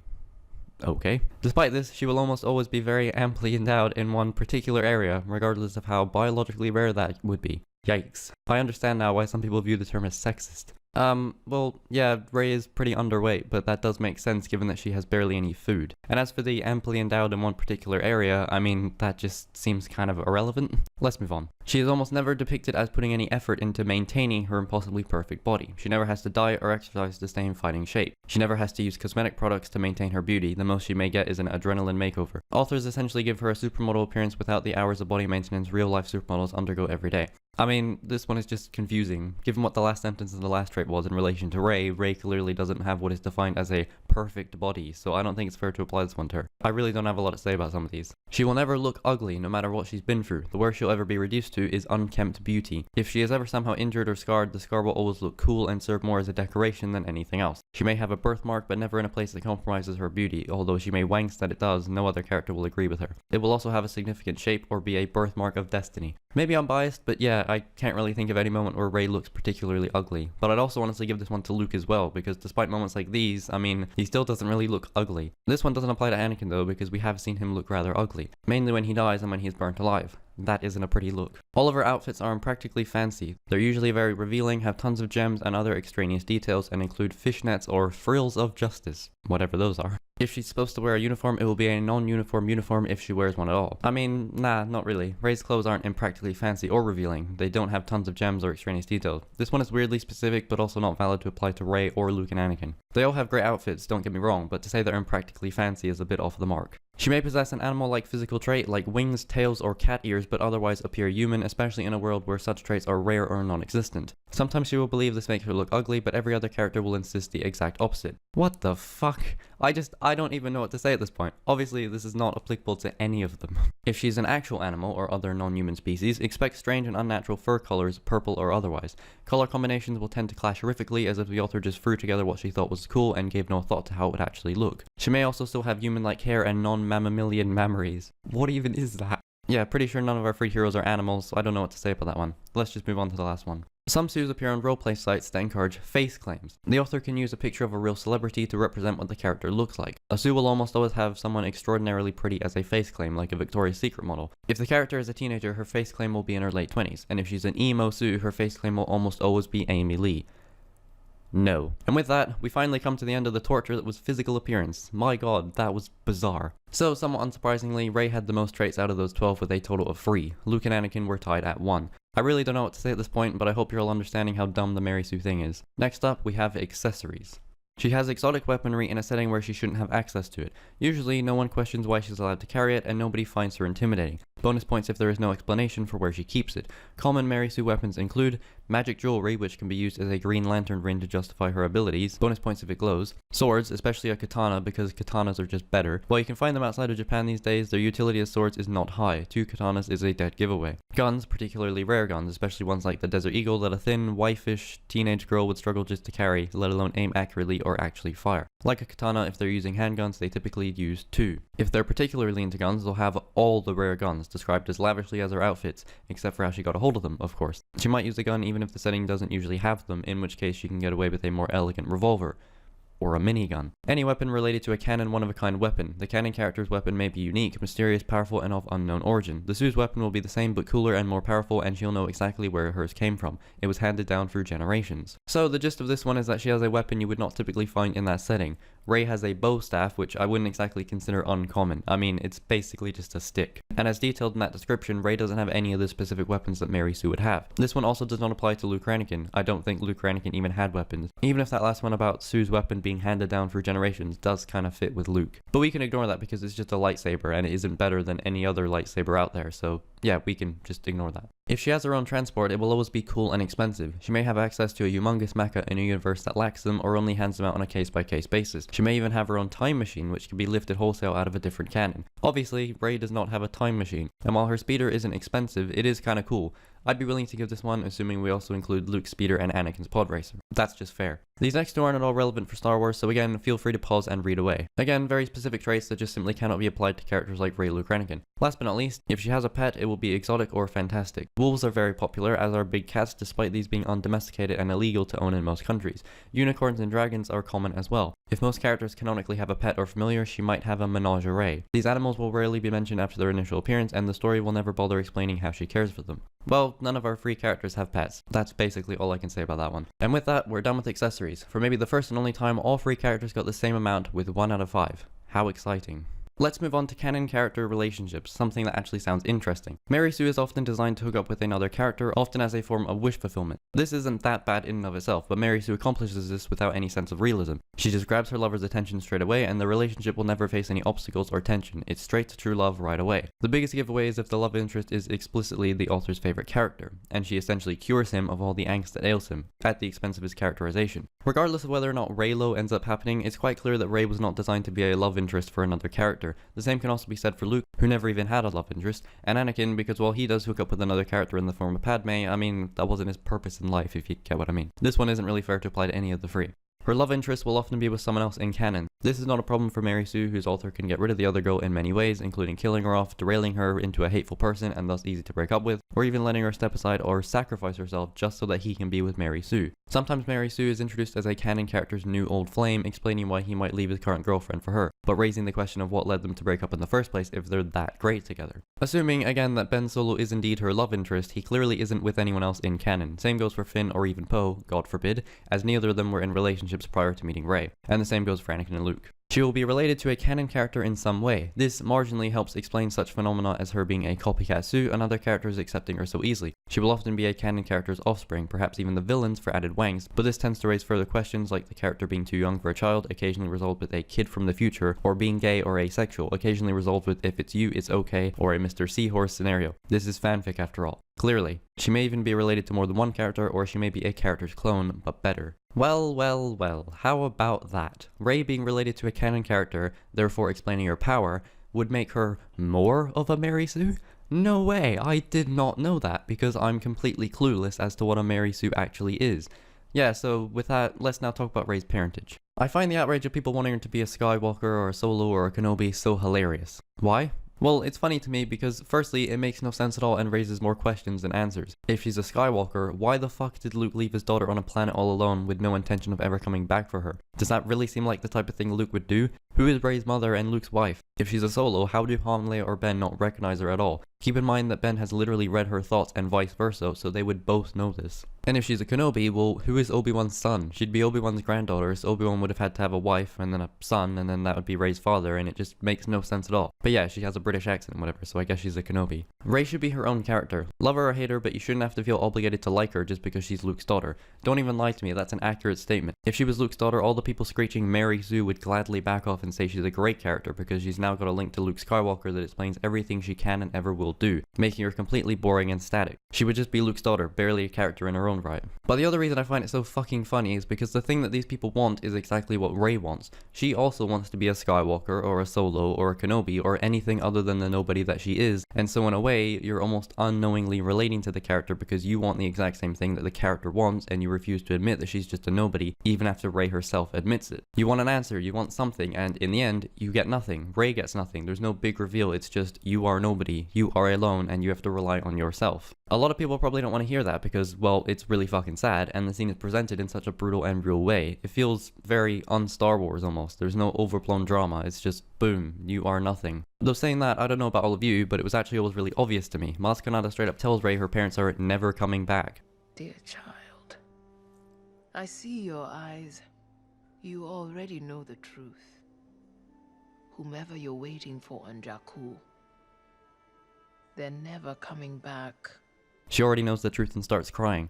So like, how is this setting up Rey's parents as a big reveal? I do not understand what people mean when they say Brian threw away JJ's idea when the idea was clearly always for Rey's parents to be of little importance. Also, the fact that Rey being related to a previously established character completely undermines the entire point of her character and actually makes her more of a Mary Sue, because it immediately resolves her main flaw by just giving her exactly what she wants with no actual struggle. If you people understood what a Mary Sue was, you would have gotten that by now. And now you do. So yeah, don't expect a plot twist in episode 9 explaining everything about Rey and revealing that she's a Skywalker. That would be the dumbest shit ever. But it is applicable to both Luke and Anakin, obviously. Luke and Anakin are both related to two characters, actually. Luke is related to Leia and Vader, who is Anakin, and Anakin is related to Leia, Luke, and, well, I guess also his mother, but I don't really know if that's fair to say. Either way, this one applies to Luke and Anakin, but not Rey. And that's a great thing. Most characters give her more heed than they normally would. The good guys never stop praising her, the bad guys never stop belittling her and thus making themselves look bad. They talk about her when she's not present. At least one will confess to being secretly in love with her. If more than one does, they may fight each other over her. The villains will obsess over her to the point of destroying themselves and their jealousy or opening themselves up to redemption and the realization that she was good all along, usually by having sex with her.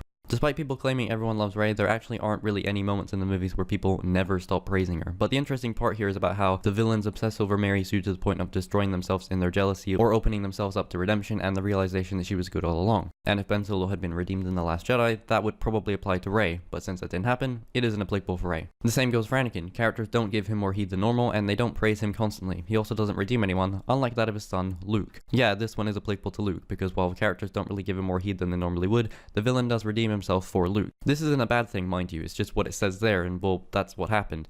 Characters as previously established personalities change in reaction to her. Proud, arrogant gimps suddenly acknowledge her superiority in everything. Reckless youths will listen to all her advice. Responsible leaders will defer to her instead. Villains will obsess with her to the detriment of all else. Extremely competent characters will become stumbling buffoons who require her help to do anything. Sweet, mild-mannered characters whom the author doesn't like turn evil and insult her. They all become unnaturally focused on her in some way. As far as Rey is concerned, I'd actually be willing to give this one, but only in the case of Ben. His character does change significantly from The Force Awakens to The Last Jedi, and it's because of Rey, but it doesn't feel unnatural or out of place. Overall though, this one is applicable to Rey. For Anakin, I can't really think of any examples like this, but for Luke it's the same thing as with Rey, where the villain changes in reaction to her. That line, villains will obsess with her to the detriment of all else, does seem like Vader in Empire. His entire motivation in that movie is to find Luke. If I'm giving it for Rey, I gotta give it for Luke as well. She's a perfect judge of character and she'll be right about everyone. If everyone suspects that Ally is really a backstabber, she'll be the only one to trust him. If everyone believes the villain is really a good guy, she'll be the one to suspect him. It's particularly obvious when she's inserted midway into a canon story and knows exactly how everything will play out. This allows her to play Fixer Sue and do things like preventing a canon face heel turn. This is a rare trait that actually doesn't apply to either of the three characters. Sure, Luke was right about Vader and Anakin's relationship with Palpatine perfectly lines up with the if everyone suspects an ally is really a backstabber, she'll be the only one to trust him part,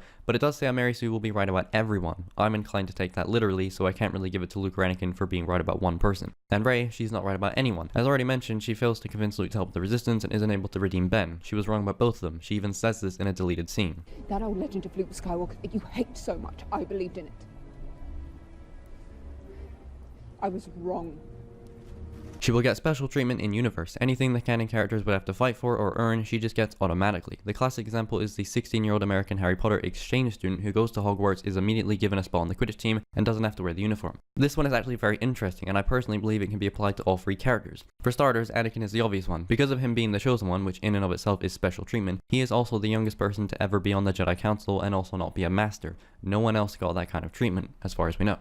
As for Luke, well, he has that Skywalker bloodline. That's the main reason he's as powerful as he is. He didn't exactly have to earn that, did he? He just was powerful because his father was the chosen one. I can tell this one will be up for debate, but as far as I'm concerned, it's mostly fair. And Rey, this is where it gets interesting. I probably mentioned earlier in the video that there was an explanation in The Last Jedi's novelization for some of Rey's power. Well, long story short, when Rey and Kylo were inside each other's mind, she basically copy and pasted some of his knowledge and experience and was able to just automatically get it. I know, pretty crazy.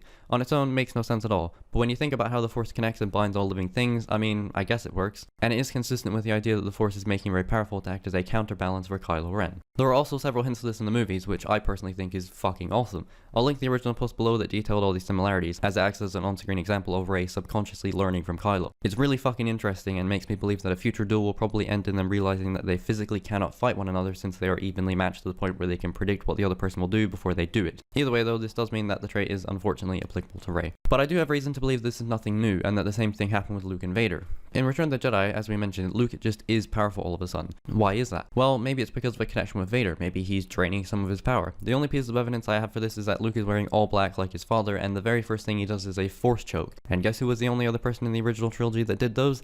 Yup, Darth Vader. But with that, we are done on canon character relationships. Quite surprisingly, but Luke actually had the most Mary Sue traits in this category with 4 out of 7, while both Rey and Anakin had 2 out of 7. Next up is story elements, so this one should be fun to talk about. Mary Sue is always a single person spotlight stealing squad. The entire story hinges on her existence. If you removed her, there would be no story. All other elements of the story are designed to show off how awesome she is and cannot function independently. This one applies to both Rey and Luke, but I'm not sure about Anakin. If you take Rey out of The Force Awakens, BB-8 would get captured, Unkar Plutt would probably get his hands on him, and he would be given to the First Order, which would lead Kylo Ren straight to Luke, I guess. And with Luke, well, if he isn't in the story, then R2-D2 and C-3PO could have still been bought by Uncle Owen, but they would have had their minds wiped and R2 wouldn't have been able to go after Obi-Wan since he'd probably still have his restraining bolt on. As I said, it's a little confusing for Anakin. If you take him out of the Phantom Menace, well, I guess the heroes can't get their shield generator and then they can't get back to Naboo, but I'm not so sure it's that simple. I may be missing something. Though, as it says, if you were to remove the character, then there would be no story at all. And, well, if you removed Anakin, basically nothing would happen. So on second thought, it's applicable. She is not bound by the rules of the universe, whatever the setting may be. Nobody will ever comment on the possibility of what she does, they'll just assume she's that talented. Does Star Wars as a universe even have any rules? The Force sure doesn't, and it seems like things just happen a lot of the time with no reason for it. I don't really think it's fair to say that applies to the characters. I mean, sure, Luke destroys the Death Star with ease, Rey admittedly picks up the Force pretty quickly, but that really doesn't seem valid to me. This is another one that would be open to interpretation, but for me, it's not applicable. I would, however, be willing to give it to Anakin, since he's the only human that can pilot a pod racer and no one comments on the impossibility of that. Qui-Gon just assumes he's that talented due to Jedi reflexes or whatever. Though saying that, this does imply that being a Force user would mean you're automatically a great pilot, and you could also do this due to just having good reflexes, and I guess no one really tried before Anakin. I don't really know, it's confusing. Let's just say it doesn't apply to any of them. Her backstory is often self-contradictory, as the author piles on more and more awesome things without any regard for how they could all happen. Most continuity issues are hand-waved or voodoo-sharked. Well, we don't really see a lot of Luke's backstory, but it seems pretty consistent, and with Anakin, we see his entire backstory, so it obviously isn't self-contradictory. But in the case of Rey, you could say that her backstory is self-contradictory because it goes from her yelling at a ship to come back to, well, we don't see it. As of right now, we don't really know what to make of Rey's backstory, so I would be willing to give this one, though it will most likely be retroactively expunged by the existence of Episode 9. Mary Sue is the chosen one, even if the setting already has one. There are many ways she can accomplish this. She can be a Sailor Earth type who shares the position with the canon hero. She may be vaguely destined to help the destined one fulfill their destiny, i.e. do all the hard work except the final blow so that the prophecy is still technically correct. Or the canon hero may be revealed to be a fake ultimate hero all along. Being the chosen one doesn't necessarily involve her being a god mode Sue, especially as authors become aware of the phenomenon and try to avoid it, but it does make her critically important to the world and allows her to continue stealing the spotlight without the god mode label. I mean, we don't really know what the deal is at this moment. I've heard a lot of theories that Rey and Ben are the chosen two, or that Luke was the chosen one as well as Anakin, but given what we know in the movies alone, Rey and Luke do not fall into this category, but Anakin of course does. And it's kind of weird, since the prophecy of the chosen one was a really interesting plot thread throughout the prequels, or even something like Harry Potter, but I guess it makes you a Mary Sue. That said, if the author likes the canon work, the fic will not change very much of the canon work. The worst Mary Sues of this sort don't have any effect on the canon story, they just watch the plot, correctly guess everything that will happen, and occasionally take over one of the canon characters' accomplishments, resulting in experiences like reading the original work with a 13-year-old fangirl talking in your ear. Sometimes she'll be a character who wasn't in the original work but was super important behind the scenes, usually as a canon character's secret love interest. This one is kind of confusing, but I think the gist of it is that Mary Sues don't have an effect on the plot. As we know, Rey is a very active protagonist as she constantly causes things to happen. Same for Luke and Anakin, who also do have an effect on the plot. Just look at the Trench Run or Order 66. This one doesn't apply to any of the characters.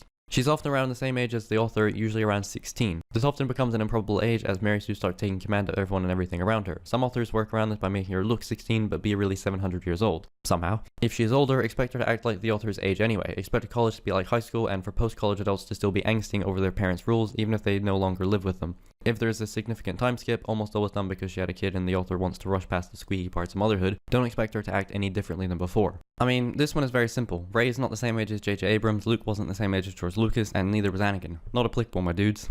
She is usually the same ethnicity as the author. If not, she's whatever the author wishes she could be. Often a magical Native American, or both. It often involves a foreign cultural fetish and leads to unfortunate implications. If the author is obsessed with a culture, be it their own or a different one, the Sue will often bring it up, and the characters the author likes will think it's cool and be eager to learn more about it, where characters the author does not like will react xenophobically to it. This can be especially jarring if the author is also going the Draco and Leather Pants route, where bigoted characters suddenly become open-minded. Well, yeah, Rey, Luke, and Anakin are the same ethnicity as JJ and George. Although now that I think about it, I may be getting race and ethnicity confused, because if ethnicity means your background, then I don't know that one would apply to Rey, as Daisy Ridley is from England, whereas JJ Abrams is from America. But then we're talking about the characters, not the actors, so I'm not sure what to make of this one.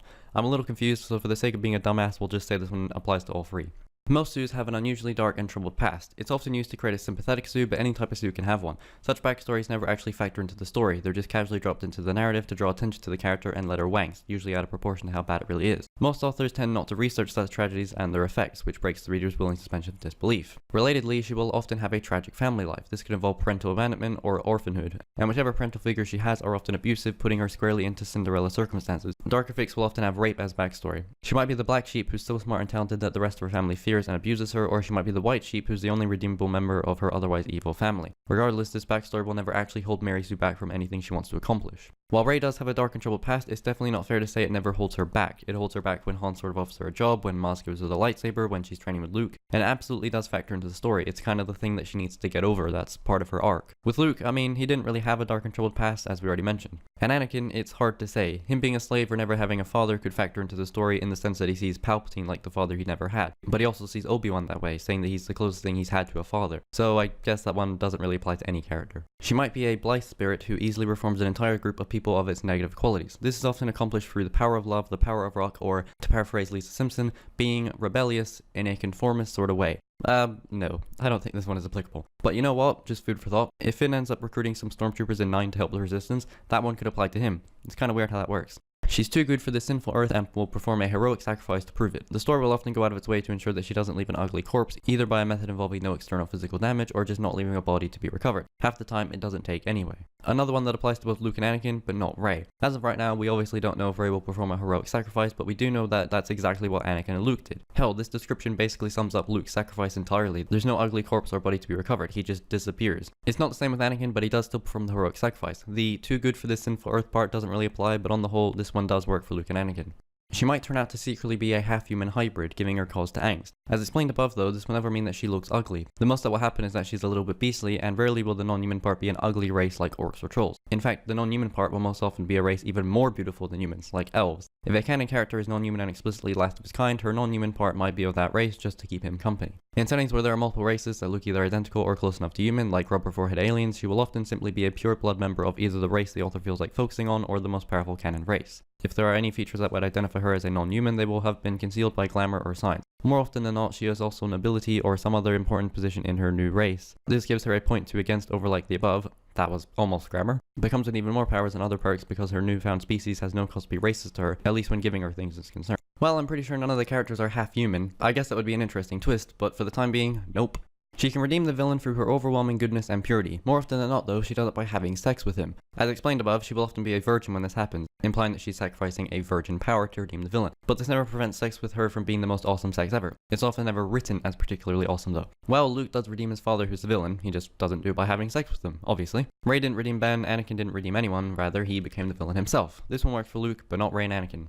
She's a princess. This basically gives her a position of high importance and opulence but little actual responsibility. It's often combined with a rags to royalty or changeling fantasy element where she only discovers her royalty during the story, and it makes up for her angsty, dark and troubled past. None of the protagonists are princesses or princes, so nope. She almost never does anything wrong. In the rare instance that she does, it's usually a way for the author to disclaim her being a Mary Sue by introducing a single imperfection that has no bearing on anything anyway, and b, designed to show her smarts by making her feel instant remorse and she'll be easily forgiven anyway. I'm sorry I just shot Marvin in the face. It's okay, I never liked him anyway. As mentioned, all 3 characters do things wrong. They fail, they make mistakes, and a lot of them do have bearing on the plot or their character. I'd say for the first 2 prequels though, this one could apply to Anakin, but that's not really fair since I would also say the same for Rey in The Force Awakens. Overall, this one doesn't really fit, so it's not applicable. She will often suffer from special snowflake syndrome, i.e. she has a trait or backstory that sets her apart from her group or race. This is exacerbated by so many notorious fanfics being massive multiplayer crossovers, as she can wangst about this just because she's from an entirely different setting. Rey and Luke are not special snowflakes, so no. But Anakin, well, I feel like this one could actually be applicable. It's described as having a trait or backstory that sets you apart from your group or race. Well, he's the chosen one, which sets him apart from the Jedi, and he was born without a father, which sets him apart from humans in general. Yeah, I'd say that one is actually fair. We're nearly done, but let's check out the results for that section. Somewhat surprisingly, Rey has the least with 3 out of 15, while Luke has 4 out of 15, and Anakin leads again with 5 out of 15. Names is next, which may seem like a weird section, but I guess it's to be expected at this point. A Mary Sue almost always has an unusual and overly long name, often with 4 or more parts. It's the first and most obvious sign to the reader that this character is special in some way, especially if it stands out among canon names. That said, there are many ways for a Sue's name to accomplish this. A meaningful name that relates to her abilities or personality in some way, usually highly complimentary, e.g. Bella Divinity. The name Serenity is enough of a cliche that it's more commonly used in parodies than anywhere else. Well, Anakin's name actually means warrior, so I feel like that somewhat relates to his abilities or personality, seeing how he's a Jedi. Luke and Rey, not so much. Rey means king, and Luke means light-giving, at least in Greek. I don't really know what to make of that, so let's move on. An unusually spelled common name, especially if a Y is substituted for a vowel. Crystal, Cindy. Rey, Luke, and Anakin are not unusually spelled, so this one isn't applicable. A masculine-sounding or gender-blending name, occasionally with feminized spelling, e.g. Mickey, Harry. I mean, yeah, I guess. Rey could easily also be Rey. Not so sure about Luke or Anakin, though. An awkwardly feminized version of the author's favorite male character's name, leading to things like Final Fantasy VII fanfic being festooned with Sephirias, Sephiriothas, Sephirias, and at least one Thesaura. What the fuck does this one even mean? This one is not applicable at all. It is, however, extremely dumb. Like, I don't understand at all. References to gemstones, flowers, celestial bodies, or pretty colors, e.g. violet, sapphire. Rey, Luke, and Anakin's names don't reference gemstones, flowers, celestial bodies, or pretty colors, at least to my knowledge. Not applicable. With Emosu, something spooky, mystical, or related to darkness, e.g. Raven Trinity. Rey, Luke, and Anakin's names don't refer to something spooky, mystical, or related to darkness, so again, not applicable.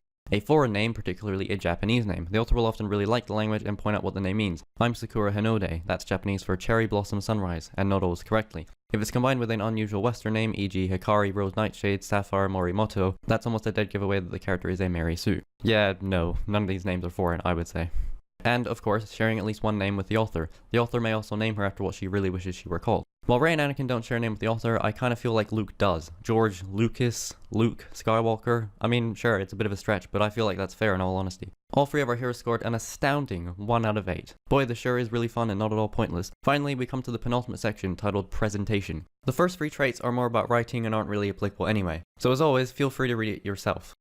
As I said, not really fair to apply that to Rey, Luke, or Anakin. And the next 2, funnily enough, kind of relate, but I will read those out together. Passages that don't concern her will be written minimalistically as though the author is writing them out of obligation and only wants to write the bits she wants to obsess over. This leads to pressing concerns of the actual story not being mentioned in favor of the characters obsessing over Mary Sue. Important plot points may even occur off screen, no matter how impactful they may be. The story is often told entirely from Mary Sue's point of view, often in first-person perspective. This allows the narrative to never stray from her. As we see throughout the movies, many important plot points happen on screen, pressing concerns of the story are mentioned, and characters don't really obsess over Rey, Luke, or Anakin. The story is also not told entirely from their point of views, though they are the main characters. The Force Awakens, A New Hope, and The Phantom Menace all start with different characters in the spotlight before transitioning to the protagonist. These first 5 traits do not apply.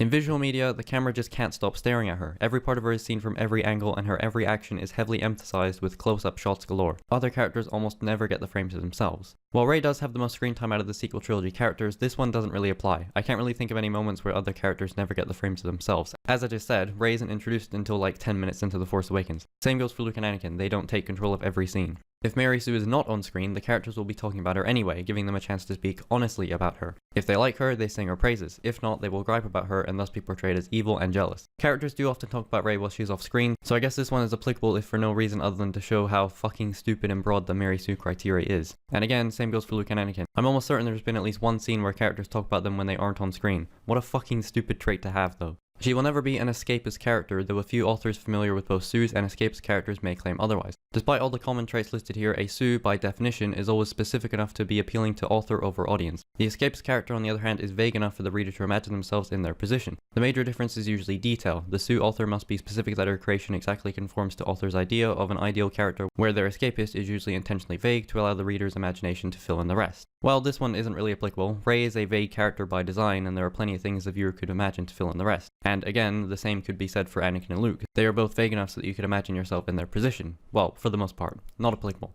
That's it for presentation, another odd section that, as I mentioned earlier, was quite fanfiction writing oriented. Once again, all 3 protagonists have the same 1 out of 8 score. And now, fucking finally, we're at the end. The final section, author investment in the character.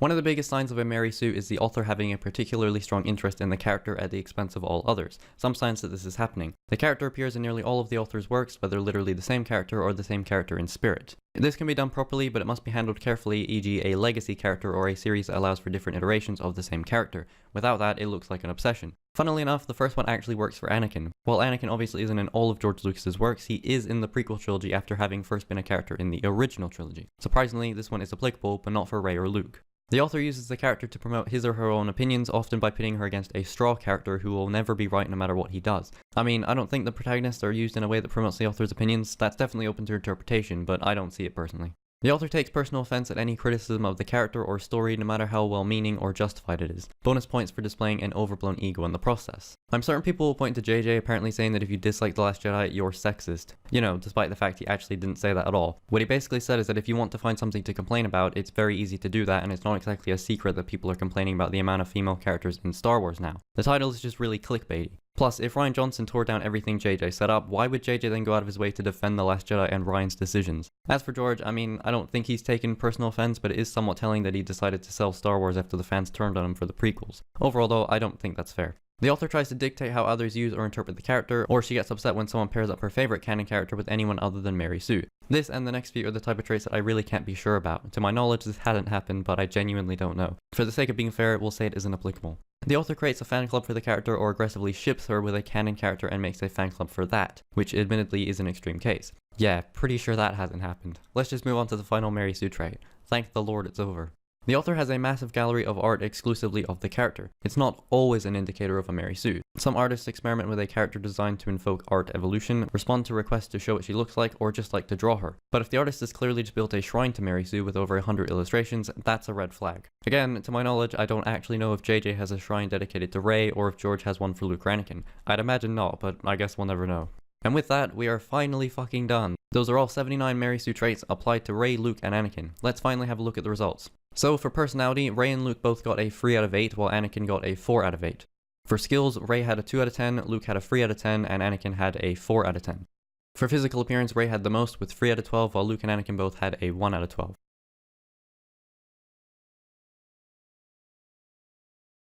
Canon character relationships, Rey and Anakin both had 2 out of 7, while Luke had 4 out of 7. Story elements, Rey had 3 out of 15, Luke had 4 out of 15, and Anakin had 5 out of 15. For names, all 3 characters scored 1 out of 8. Same goes for presentation. And for author investment in the character, Rey and Luke both got a 0, while Anakin got a 1 out of 6. And, rather surprisingly, these are the final results. Rey comes in with 16 out of 79, Luke with 18 out of 79, and Anakin with 20 out of 79. So, yeah. I'm sure you all weren't expecting that, but I guess Rey is less of a Mary Sue than Luke is. Honestly, I wasn't expecting it myself, but those are the results I got. I can't really make that up.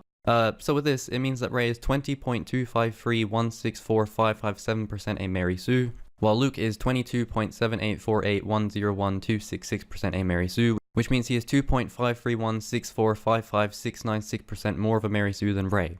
Holy fuck. Also, can't forget about Anakin, he is the most Mary Sue of them all. Yeah, I kinda saw that coming. This means Anakin is 25.316455696% a Mary Sue, which means he is also 2.53164555696% more of a Mary Sue than Luke, and 5.0632911392% more of a Mary Sue than Rey.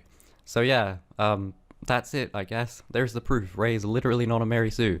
I did the math, do it for yourself, it's all there. I don't really know what to say. I mean, I always knew Rey wasn't a Mary Sue, but the most surprising thing was that she somehow got a lower score than Luke. I was honestly not expecting her to have more than Luke, but nope, she has 2 less. It's crazy. As I said, this wasn't rigged at all. If it was, Rey would have had way less than Luke, but she didn't. We're talking about a 2-point difference, a 4-point difference at most between the 3 characters. It's basically nothing. So, if nothing else, this just proves that Rey really isn't that much of a Mary Sue. All 3 of the protagonists have these traits, but it doesn't make them a Mary Sue. If we were being technical, I'd say that any character who scored above like 60% or so would be classed as a genuine Mary Sue, which none of these 3 did, obviously. I'm sure people will lose their shit over 2 points, but here's the thing.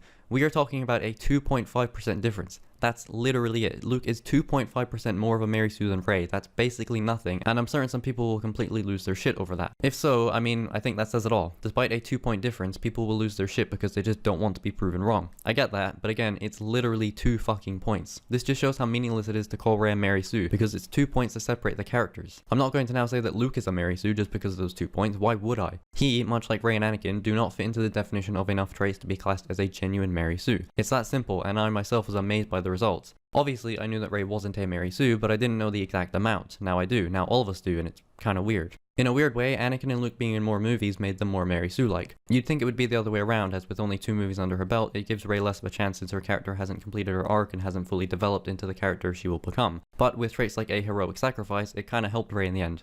Oh, and you know how I mentioned earlier about Max Landis and how he's basically the reason this became a thing? Yeah, well, if we're to believe what he's saying in an interview from October 2017, then he doesn't even think Rey is a Mary Sue anymore. He says in the article, "I regret framing it that way. I didn't understand that the term Mary Sue had been co-opted. I deserve the scrutiny I'm getting, but engage me. Don't make me a figure, I'm not a cartoon." He also seemed generally quite positive about The Last Jedi, calling it the best Star Wars movie since Return of the Jedi. And given that his major problem with The Force Awakens was that he thought Rey was a Mary Sue, if he liked The Last Jedi, then maybe that means he doesn't think she's a Mary Sue anymore. I don't mean to put words in his mouth, it just kind of seems like to me that he doesn't think Rey is a Mary Sue anymore. And isn't that kind of typical? The guy who started the whole thing realizes how fucking stupid it is and how, as he puts it, co-opted the term has become, and now he doesn't even believe what he initially said. I mean, I think that says it all. And like I said, regardless of whether or not this is the case, I don't have anything against the guy. Well, that's awkward. Let's move on and never talk about him again. So there you have it, folks. Proof that Rey isn't a Mary Sue, and like, it really wasn't that hard to prove, even if it took a while. A lot of it comes down to people ignoring key factors of what a Mary Sue is, or just simply not understanding what a Mary Sue is, or just not being fair. But that's fine, because it doesn't matter anymore. Rey is not a Mary Sue, she never has been, and nothing that happens in episode 9 will change that. Funnily enough, there are probably more characters in Star Wars who are more Mary Sue-like than even Anakin, but no one really mentions them for reasons I don't know. And now is the time where I say, surprisingly, probably the most controversial thing in this video. Obi-Wan Kenobi is one of the biggest Gary Stews in all of Star Wars. Hello there. General Kenobi! You are a bold one. Kill him.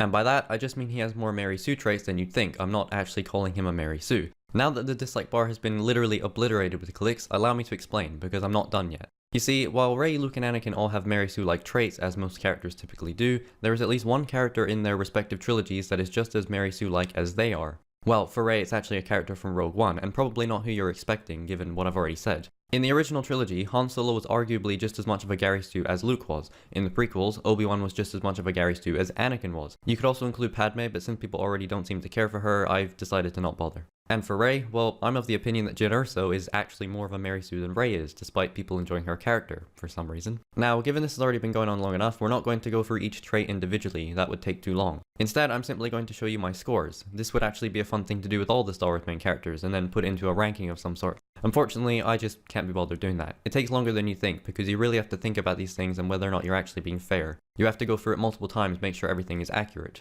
So here are the scores that I have for those other 3 characters. For personality, Jyn has a 4 out of 8, Han Solo has a 2 out of 8, and Obi-Wan Kenobi has a 3 out of 8. For skills, Jyn and Han both share a 3 out of 10, while Obi-Wan Kenobi has a 5 out of 10. For physical appearance, Jyn has 2 out of 12, while Obi-Wan and Han both have 1 out of 12. For accessories, Han Solo has 1 out of 5, while Jyn and Obi-Wan have 0 out of 5.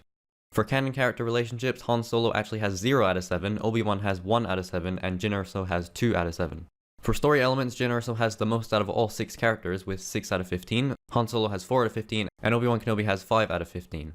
With names, Han Solo and Obi-Wan Kenobi have the joint most, I believe, with 3 out of 8, while Jyn Erso has 1 out of 8. For presentation, all 3 characters have a 1 out of 8, as with Rey, Luke, and Anakin. And as for author investment in the character, Jyn and Han both score a 0 out of 6, but Obi-Wan has a 1 out of 6. So the total scores there are Jyn with 19 out of 79, which is equal to 24.05063291114%.